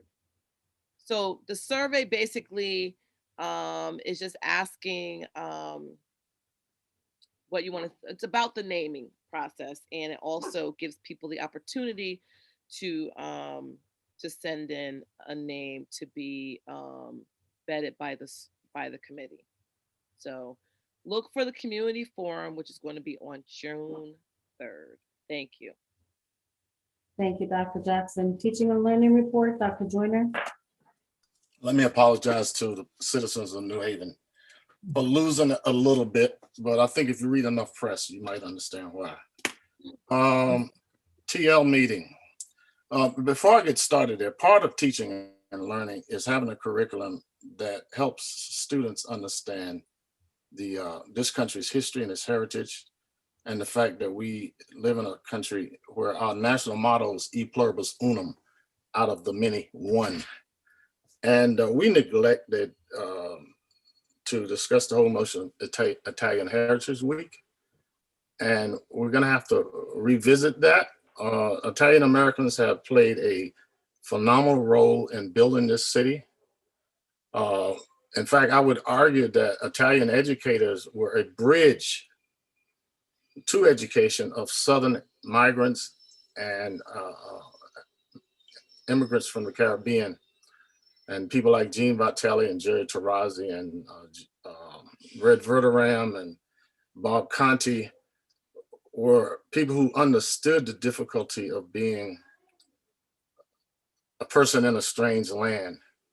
And they built bridges for African Americans from the South, from Latinos from South America and the Caribbean, and for people from Africa. In fact, Red Verderam actually worked in West Africa and did a lot to try to help bring some of those gifted athletes to the United States. And so we really do owe a great debt to Italian Americans in this city. And we did change the name. We will be changing the name of Columbus School, and I think that that's the right thing to do. But I also think the right thing to do is for us to have a school calendar that reflects the multiple contributions that Italian Americans have made to this city. And if I'm correct, New Haven has the largest population of people of Italian heritage in the United States. I mean, I can just call off the names of phenomenal local Italian Americans, as well as Italian Americans that helped build this country. One of the things that we're trying to do with teaching and learning is that we're trying to generate a high level of academic press in the district. And we're ably aided in that by the leadership of Mrs. Velasquez, Ms. Red Hannons. You saw her presentation tonight, the work she's doing with Hillhouse and other schools to try to give our kids extra opportunities, and Mr. Paul White and Tiffany Jackson and our principals. And for the first time in a long time, I'm seeing a kind of unity at the district level, central office and building level of educators. And the one thing that I will not stop saying is that the kids have to match our commitment. If you create an opportunity for a child to get medical training, and if that person doesn't match your commitment, you might as well not have the medical training. And so we're in an unfortunate time in American history where some of our young folk are not as serious about school as they should be. And COVID hasn't helped. And we're going to have to work with our kids and our families to help them understand that we do have advantages in our school district that their grandparents could never dream of. So some of the initiatives that we're going to try to get rolling over the next year and beyond is that we want a word knowledge initiative across the district, because language unlocks every content area door. That really is the guiding principle. Language unlocks every content area door. And so if you speak a dialect, if you speak a language other than English, you have to make that transition in order to receive instruction in the dominant language of the community that you're in. And we also need to build a system that's customized for our kids. They can't have off the rack education. They have to have customized education. And so word knowledge across the district will mean that we will have vocabulary lists that are based on general academic words and all the various languages that we have in our system. And we're going to have an academic vocabulary list because each academic area has a specialized vocabulary. You know, the term cell in a biology class means a very different thing than it does in a sociology class. And so Dr. Jackson, I'm sure, could say amen to the fact that medicine has its own language. And the various parts of medicine, chemistry, physics, biology, human anatomy, has its own language. And so if you're going to navigate that area, you have to learn that vocabulary and those concepts. So Dr. Tracy is really on board with this. And actually it's something that's not new to her because she did it when she was a principal at King Robinson. The other thing that's critically important, and I found this to be a problem when I taught graduate students, is that very few people go to college knowing how to write well. And we want to try to have a writing across the curriculum initiative in every content area in every school, so that when our children graduate, they'll be able to write in the 4 basic categories of writing: persuasive, expository, narrative, and descriptive. And then, of course, a great force multiplier in knowledge acquisition is independent reading. And we were able to have students on our last TL meeting from Riverside. And I was so impressed with Jonathan and Jamie. Jamie was actually Zooming us from her job. And that shows how motivated she was. And Jonathan was Zooming us from his home, but there were people in the background playing music. And at some point it was a distraction, and I didn't know where it was coming from. So I had to say, you know, I really do like this particular artist, but I can't hear what people say, so could you turn the music down? And then it appeared to me that Madam President, point of order. Madam, Point of order, Madam President. Report, Ms. Rivera. Point of order, Madam President. I'm trying to explain how the students weighed in on it. So if whatever, I'll stop so he can do his point of order. Well, thank you, Dr. Joyner. Madam President, I'm trying to figure out how this is related to teaching and learning and how much longer it will go on. Because first of all, teaching and learning is the most important thing we do in this district. And secondly, the factors in this child's home play a large role in how effective they are at learning. And so I was explaining in both cases where you had a student that was so motivated to learn that she would come into the meeting from her job, and she had and I'd be glad to talk to you privately about this, Mr. Golson, so that we don't have to waste a whole lot of time. And then in the case of Jonathan, he was trying to do this even when he was distracted in his own home. And so those are the non-academic factors that impact on academic learning. I've actually written about it, and I'd be glad to send it to you if you're interested. Well, you know, I'd rather the administration send it to me. This is their job. I'd like to know how. I'm sorry, Ms. Real, I can't hear you because you're on the. I can't hear you. You need to. Okay. Go ahead, Dr. Joyner. Okay, so independent reading. There's a great study that shows that independent reading is the most important factor in a student achieving high levels.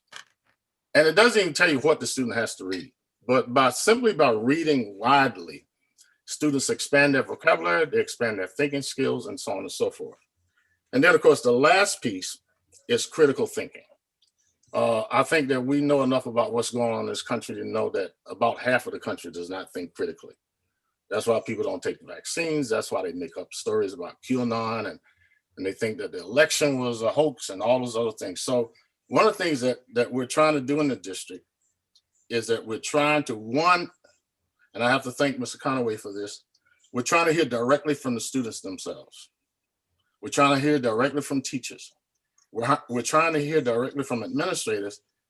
And as Mr. Wilcox said in our TL meeting, if we're going to do an independent reading program for the kids in the district based on interest, we also have to rethink the kind of books that we buy, what we have in our library, and so on and so forth. So we have to have that for them. And then, of course, the last piece is that we have to inspect what we expect, that we have to monitor and evaluate everything that we do, and that we have to use the literacy framework as the organizing structure for what we do instructionally across all content areas. And the best example of that is what Ms. Red Hannons is doing with Mr. Wordley at Hillhouse. And if you notice in the presentation, one of the classes is on medical terminology, because you can't navigate that area without knowing what those terms mean. You know, terms like sarcopenia, or dementia, or any of those kinds of things. And so we're really trying to set the district in the right direction to focus on instruction, to focus on children learning words across various languages, focusing on students being able to write across the curriculum in various language, focusing on students being motivated to read because they're reading stuff of high interest, and also helping them to become critical thinkers, not just about the world, but about their own decisions. And so that has been the emphasis on TNL. And then the notion of having evidence that will demonstrate to the superintendent, the board, and anybody else that these kids can write well, they can speak well, they can think well, and they have taken the responsibility for their own lives. If you have any questions, I'd be glad to answer them. And if you're interested in any of the material that I mentioned, I'd be glad to send it to you. Thank you, Dr. Joyner. Mr. Bolton? Thank you, Madam President. I'm wondering who the we are that you keep referencing in your discussion, Dr. Joyner, because is it the administration that is putting together this presentation? And if so, why didn't they make the presentation? Or is it the committee that is putting together this presentation? And if so, it seems to me that it reaches a little into what the administration should be doing and less what board members should be doing. Well, I'm the chair of the committee, and it's my responsibility for listening to all the voices. And if you want to know who the we is all of us. We're all responsible. I have a role in order to try to get information that will provide us with the content for policy. And a lot of what I told you came directly from Dr. Tracy and Ms. Velasquez, the content area supervisors, and also the students. And so, you know, the whole notion of it takes the village is a term, it's a phrase that people use, and I don't think they really understand what it means. It means that everybody's responsible for their specific role. So my role is of a policymaker. But in order to make policy, it has to be informed by content, and it has to be informed by high-level research. And so before we would move in the direction of a particular policy, we would investigate, it's really the medical model. We would investigate the issue at hand and get the most up-to-date information on it. And then we would take it from there. So the we is the we.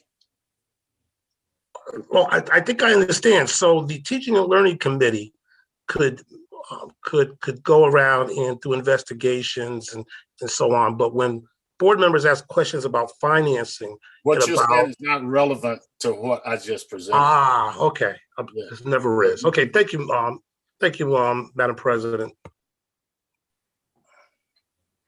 Mr. Wilcox?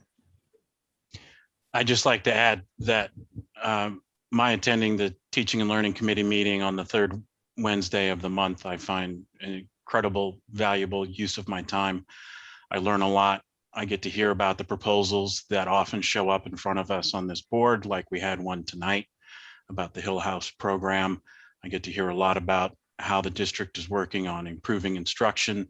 They're bringing in student voices, principal voices, assistant principal voices, teaching voices. I think there's been a lot of great improvements on that committee, and I would invite my colleagues to join us because it's I find it a very valuable use of time. Thank you. Thank you, Mr. Wilcox. Okay, seeing no further discussion, we'll move on to Food Service Task Group. Mr. Conway? Thank you. The Food Service Task Force last met on May 12th. And we have been going over policies. We have been going over updates during the pandemic. We have looked at life-threatening allergies and in fact moved that on to the governance committee. We have policy, we have subcommittee work going on.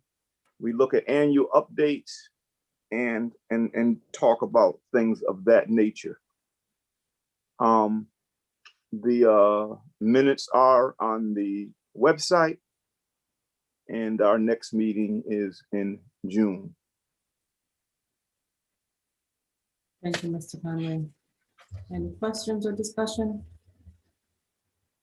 Okay, seeing none, we'll move on to the Compensation Equity Committee report. Mr. Conway? Okay. Mr. White, could you, if Highcliffe Williams or Cheryl Alexander need to come in, would you please let them in? So I've been, we've been meeting since December, and Ms. Williams has summarized a letter that I'm going to read to the board. I think the whole board has it, but I'll let the public hear about it. Dear Board of Education members, the members of the paraprofessional group who participated in the Wage and Equity Committee, thank the board for having had the opportunity to discuss the vital issues of wage inequities within the New Haven public schools. We did discover that's very clear. We look forward to the board considering the recommendations of the committee, which include the following: a $1,500 stipend for each year. This will help to bridge the wage gap. Freeze insurance cost share. This will make health insurance more affordable. Extra duty pay to be no less than $18.40 per hour. This will align with the lowest pay rate at this time. And regroup the following 3 staff categories: community relations workers, outreach workers, parent liaison workers, retention specialists, attendance workers. This committee did review contracts and wages for comparative districts throughout the state. And we were put together to look at to edit job descriptions and to look at part-time stuff. We didn't get to the part-time stuff because we're waiting to see what the federal wage increase will be. We did present to F&O on the 17th, and we would like these recommendations considered. And again, it's all in a letter. Myself and the committee support these recommendations. I know we have to look at the numbers. I'm expecting this to cost between $500,000 and $600,000. We would start with the surplus that we've generated this year, and then we'll try to just bring the equities up. this category of workers, and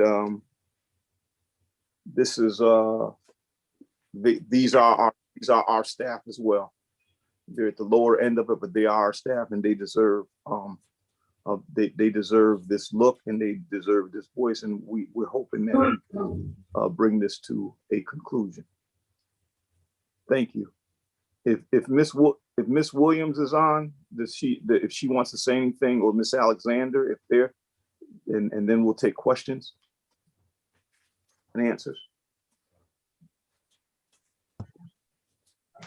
All was said. Thank you, Mr. Conaway. I just want to thank the team. We worked harmoniously together to come up with these recommendations, and I appreciate all the help and advice we got through the process, and hope that this committee will approve this recommendation. Thank you so much. Does Miss Alexander want to say anything, or we're good?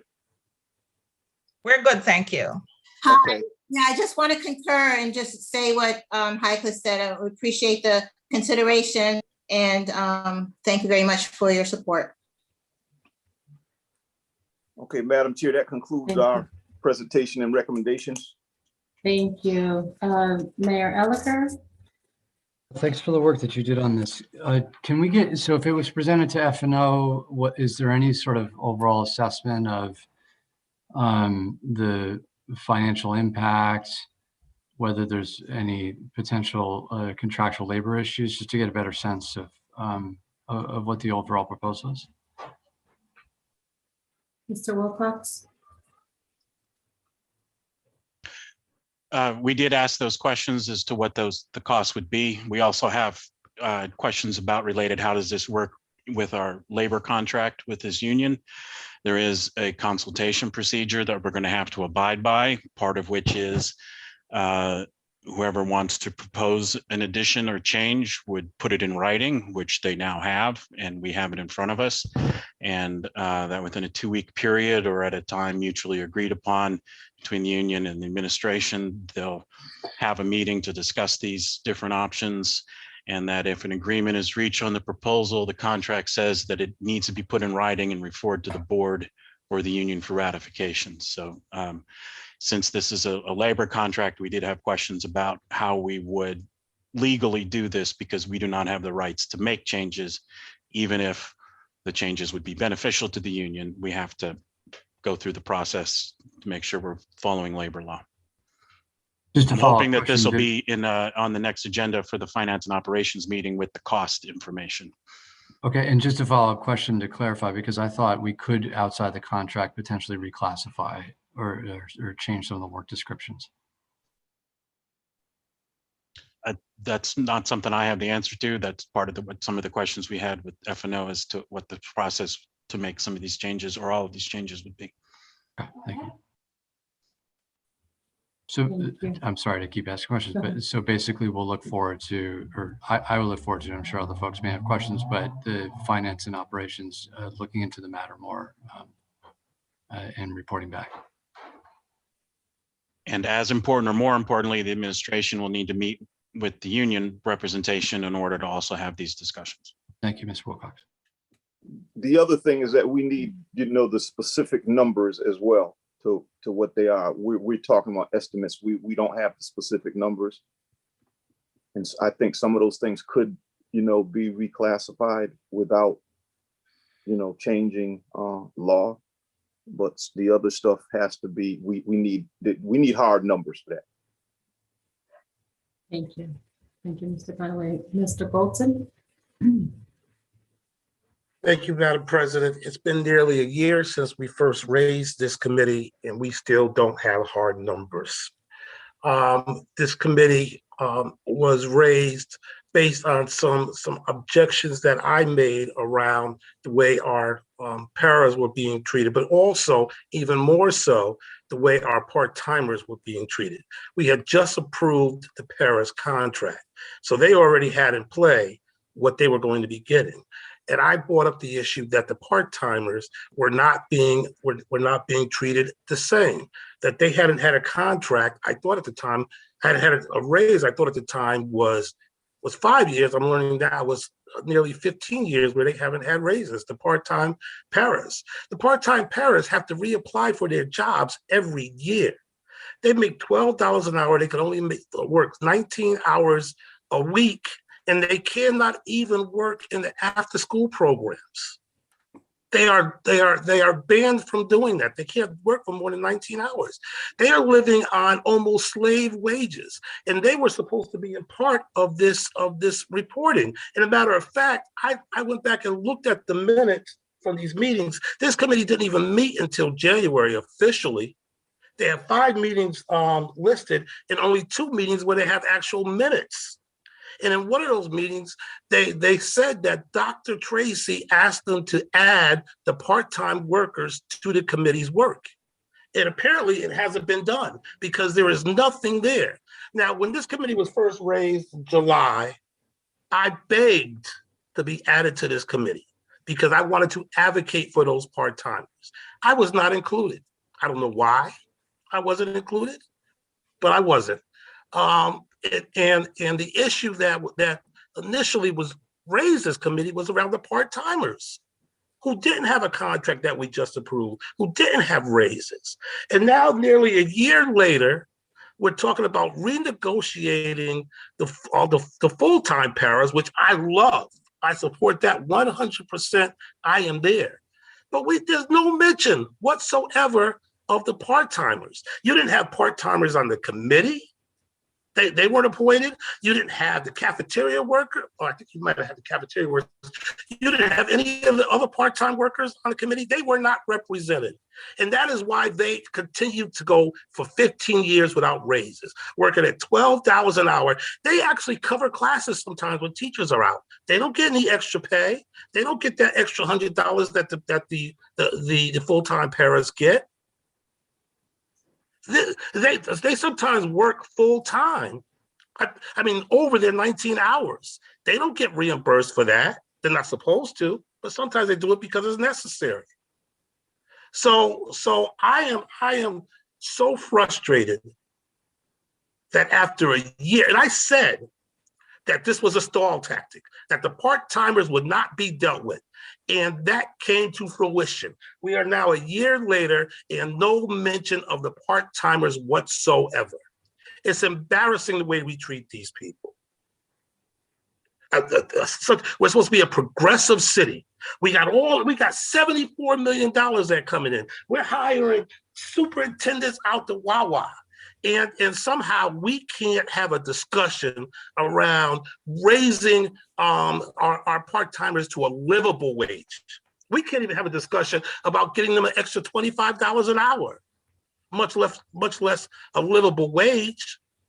So I want to know from the folks in charge here why they weren't included on this committee and why their issue hasn't been raised yet, and will it be? And if it will be, when?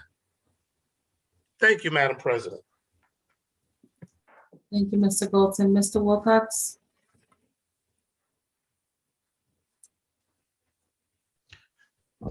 Yes, it's one thing I did want to bring up, and it's something that was discussed at the Finance and Operations Committee meeting, and it was something that we wanted to come back to the full board because we wanted to double check what the intentions were. The committee, Mr. Conaway can cover the reasons for the work that the committee's done to this point, and I think that the work's been great, and I'm looking forward to this process continuing. But we also wanted to confirm, because there was some discussion in the meeting from different people involved in the committee of what the exact charge was as relating to part-timers and so on. I believe the consensus of Finance and Operations was that that work needed to happen as well, and that would be a next step. So, but as far as the particular stuff in front of us right now was the specific to the paraprofessional union. So I believe that is going to have to be a next step, because that's what would fulfill the charge of what the motion was last July. Let me, Madam Chair. Go ahead, Mr. Conaway. So I think that this is it takes a long time. It takes a lot, it takes a lot. And I think the next steps could be part-timers. I don't think that they've been forgotten. We did discuss them several times. It was very difficult getting, representation and that sort of stuff, and getting numbers, but that's okay. I would like to invite, and I don't know why Mr. Golson wasn't on the committee, but he certainly is, he's certainly invited to any, committee meetings I have. And, maybe that should be a part of the next step. And I'll just say it's a long process, a difficult process. It got emotional. We were boarding between renegotiating contracts and everything, but we're to this point. So I would suggest that would be a next step. That's a very, very fair question for part-timers. It is an equity issue. Oh, go ahead. Thank you, Mr. Conaway. Dr. Jackson?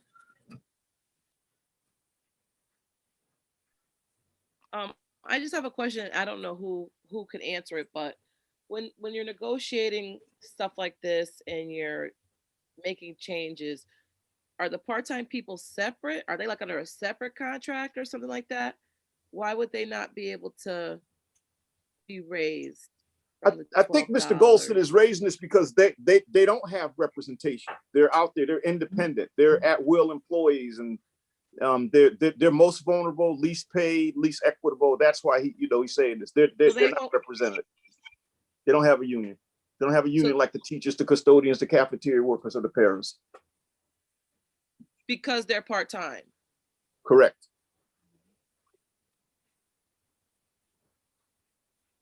And I just want to clarify. So, but Larry, then my second question is this: so we're supposed to be raising everybody every year, right? Isn't everybody supposed to be getting up to until they get to 15, because that's the new minimum wage? So should they be? I don't know when that's the legal. Coming up. Yeah, that's the legal stuff, and what I understand is that there is a federal raise coming. And I don't know exactly what it is. We're trying to get some clarity on that. But again, I think that's next step work. Does anybody know when you have to be 15? I don't.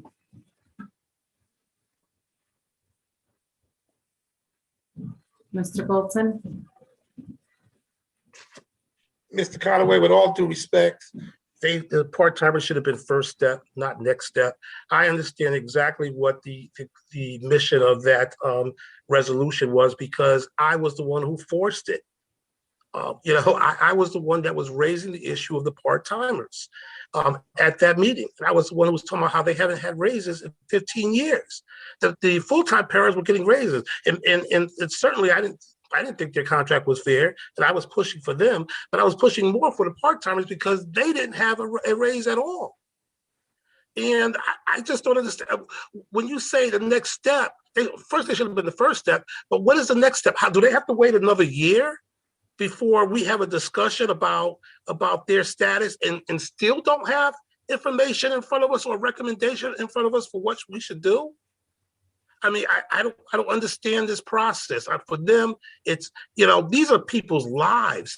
I was talking to one the other day. She said she has to reapply for her job every single year. She doesn't know at the end of the school year if she's going to have a job the next year. That's unfair. And, I was just shocked when I saw that report and that they weren't included. And I was amazed. And then I was saddened. I was extremely saddened because I just don't see why we keep ignoring it. And we now have a $74 million bonanza. And we seem to be able to move money around to hire new assistant superintendents and chief of staffs and all kinds of other stuff. But we can't find it in a morality. We can't find it in a morality. Mr. Bolton, hold on. Dr. Joyner. That's not fair to the people we just hired. I wish we could keep the discussion on the matter at hand. And we can't Your find point the of order is morality. well taken, Dr. Joyner. Mr. And Bolton, please we keep can't the find the conversation to the matter Point at of hand. order, Madam Chair. We can't find the Point of morality. order, Mayor Madam Chair. Elicker. You're questioning the integrity of members of the board by insinuating that people don't have morality. It's not appropriate to question the integrity of people on the board. Your I am point not of order is questioning. well taken. Your point of order is well taken, Mayor Elicker. Mr. Madam Bolton, President, I am not please questioning the wrap up your morality. comments. I'm questioning the priorities set by this board. Okay, so I'll replace morality with priority. And what is the priority of this board? Is the priority of this board to increase the salaries of our high-paid staff members, or to find some way? Chair, point of order. Dr. Joyner. That's the same gravy, just warmed over. Yeah. Thank you, Dr. Joyner. Madam President. Mr. Bolton, please wrap up your He statement. made his point of order. He made his point of order. Keep it to the matter at hand. Madam President, it's gravy that our part-timers can't afford. They have to go to soup kitchens in order to eat. They have to go to food pantries in order to collect food. Now I'm talking about the matter at hand, Madam President. Dr. Joyner. That kind of hyperbole doesn't help anyone. I mean, there's a civilized way to talk about some of these issues, and a lot of it's governed by labor law and salary rates and so on and so forth. And it's just certainly inappropriate for somebody. Madam President, can I continue now? Thank Madam you, Dr. President, Joyner. These people are coming to me and they're telling me this. I'm not making these facts up. I'm not pulling them out of the air. I'm not writing fiction here. They are coming to me and telling me how they're living on the salaries that we're providing to them. Dedicated employees who are in the classroom every day. If they miss a day, they don't get paid. They don't have sick days. They don't have vacation days. They don't have any of that. They miss a day, they don't get paid, and they don't eat. That is a fact. So you may not want to hear it, but these are facts that we have not dealt with, that we did not deal with in the last year that this committee was set up to deal with. So, at the end of the day, I'm disappointed that this committee, that I was not on the committee, because I would not have allowed this movement to move forward without a discussion around the part-timers. And I think that was deliberate, that I was left off it because I begged to get on it. And I'm frustrated that after a year, we still do not have a report in front of us dealing with the part-timers. Thank you, Madam President. Mr. Wilcox. The matter of part-timers part-timers will be on the next F&O agenda as a discussion item, and we're going to move forward on that. So rather than making a speech, I'm just going to make sure that our committee does the work and gets this information to the board to address some of these issues, which was what the original intent of the Pay Equity Committee was. So we're going to work on it. Thank you, Mr. Wilcox. Attorney Alexiadis? You're muted. You're muted. It's been a long meeting. Would you like me to answer the minimum wage question? Sure. So the minimum wage went to $12 on September 1st, 2020. It's scheduled to go to $13 on August 1st, 2021, $14 on July 1st, 2022, and $15 on June 1st, 2023. That's under Connecticut law. Okay. Thank you, Attorney Alexiadis. Okay, seeing no further discussion, I am going to make a motion to go into executive session pursuant to Connecticut General Statutes 12006A regarding discussion concerning performance and evaluation of public officer or employee, Dr. Eileen Tracy, Superintendent.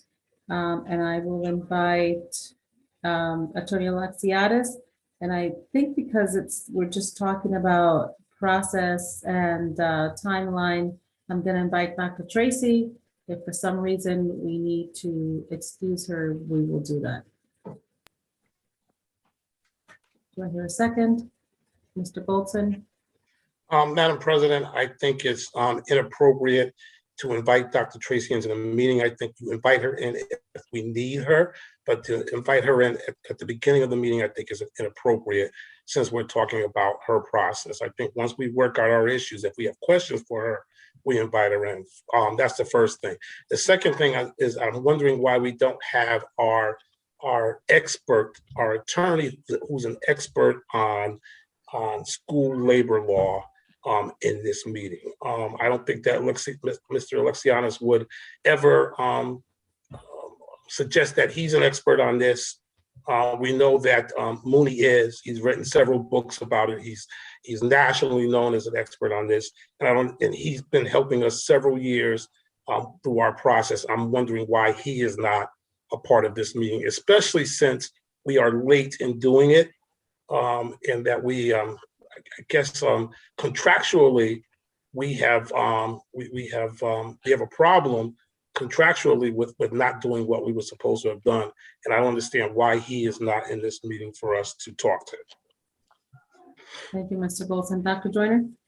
First of all, Mr. Mooney is not an expert on labor law. He's an expert on education law.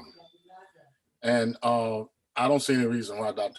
Tracy wouldn't be in there, particularly if we're talking about process. We're not talking about anything that's litigious. And it would be more efficient if we had her in for the whole conversation. I also think that it shows a degree of trust.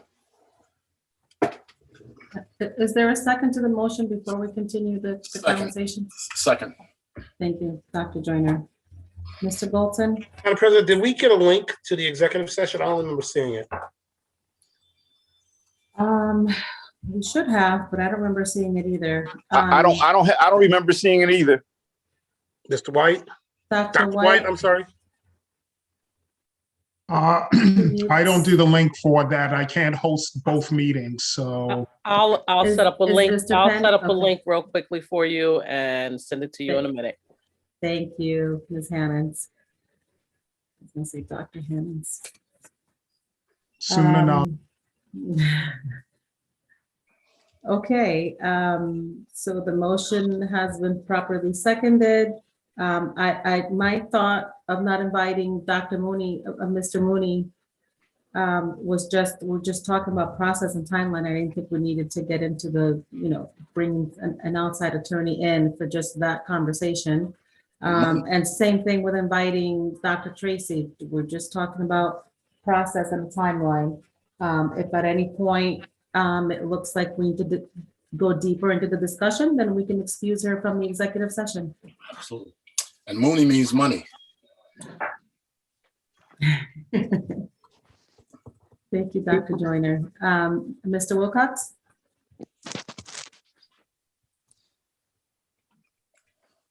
Mr. Wilcox? You're muted. I'm sorry. Yeah, I don't know that we need a labor attorney present for this. We already have a process in place we used for a previous superintendent. And by contract, Dr. Tracy we have to come to agreement with her on the evaluation process. So at some point, we're going to have to talk to her. So I think it's more expeditious to have her in the meeting to begin with, and then ask her to step out if we need her to. Thank you. Thank you. Any other questions or discussion? Okay, so we'll vote to go into executive session with Dr. Tracy and Attorney Alexiadis. Dr. Joyner, Yes. Mr. Bolton.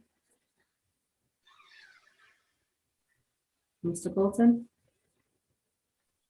We lost the mute button. Yes.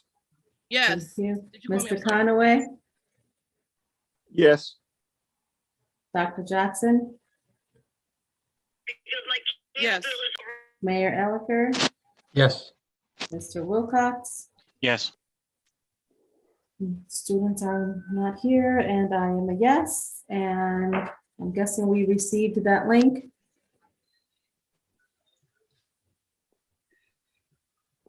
Yes, I did. Yes, I sent it to you.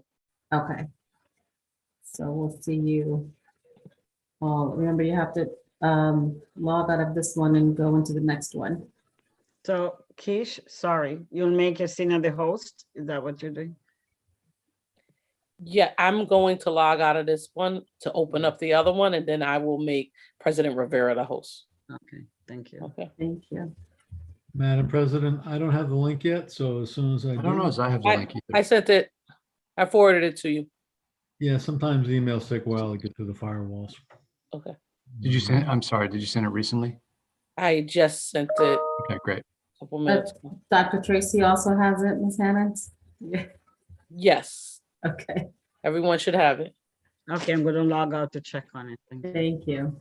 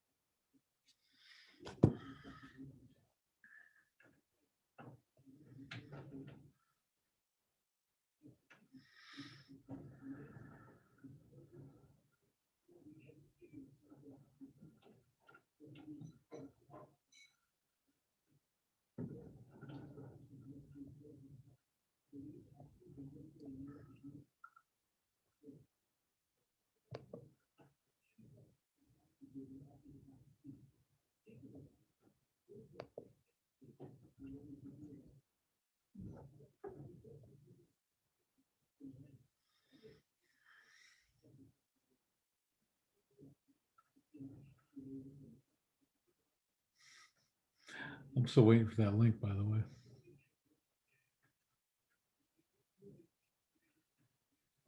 I will text Keisha. Thank you.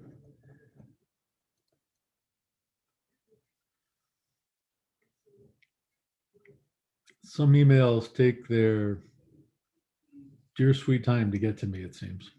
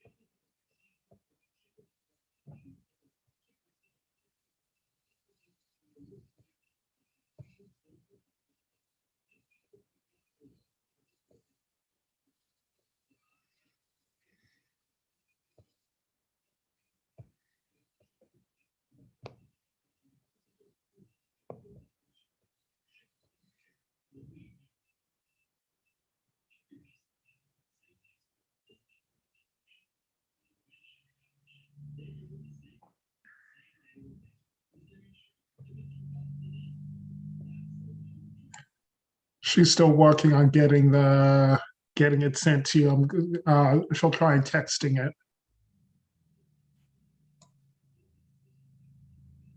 Thanks.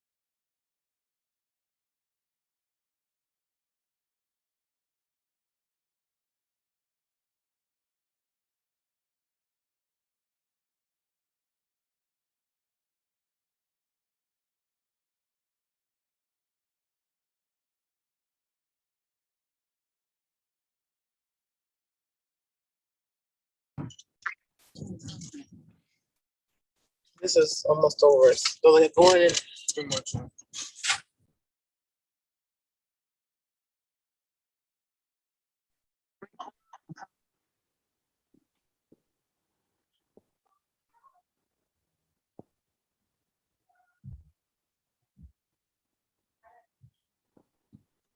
Dr. White, could you hear me? Yes, I can. Thank you. We can't see you though. There I am.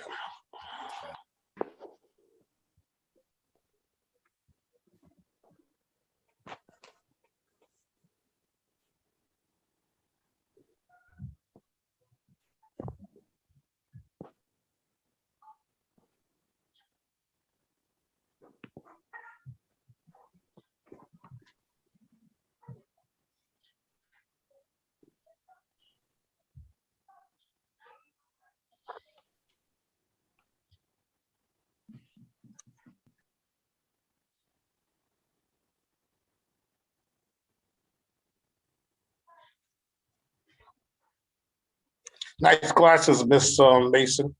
You know, I was gonna say something. Correct. Thank you. Styling. You have to be careful when you give compliments these days. Are we all back? Okay, so we are out of executive session. No votes were had there. We're back into regular session. And I will make a motion to establish the Personnel Committee consisting of all voting members of the Board of Ed for the purpose of conducting the evaluation of the superintendent. Second. Any discussion? Seeing none. Mr. Wilcox, Yes. Mr. Goldson, Yes. Mayor Elicker, Yes. Dr. Joyner, Yes. Mr. Conaway, Yes. Dr. Jackson, Yes.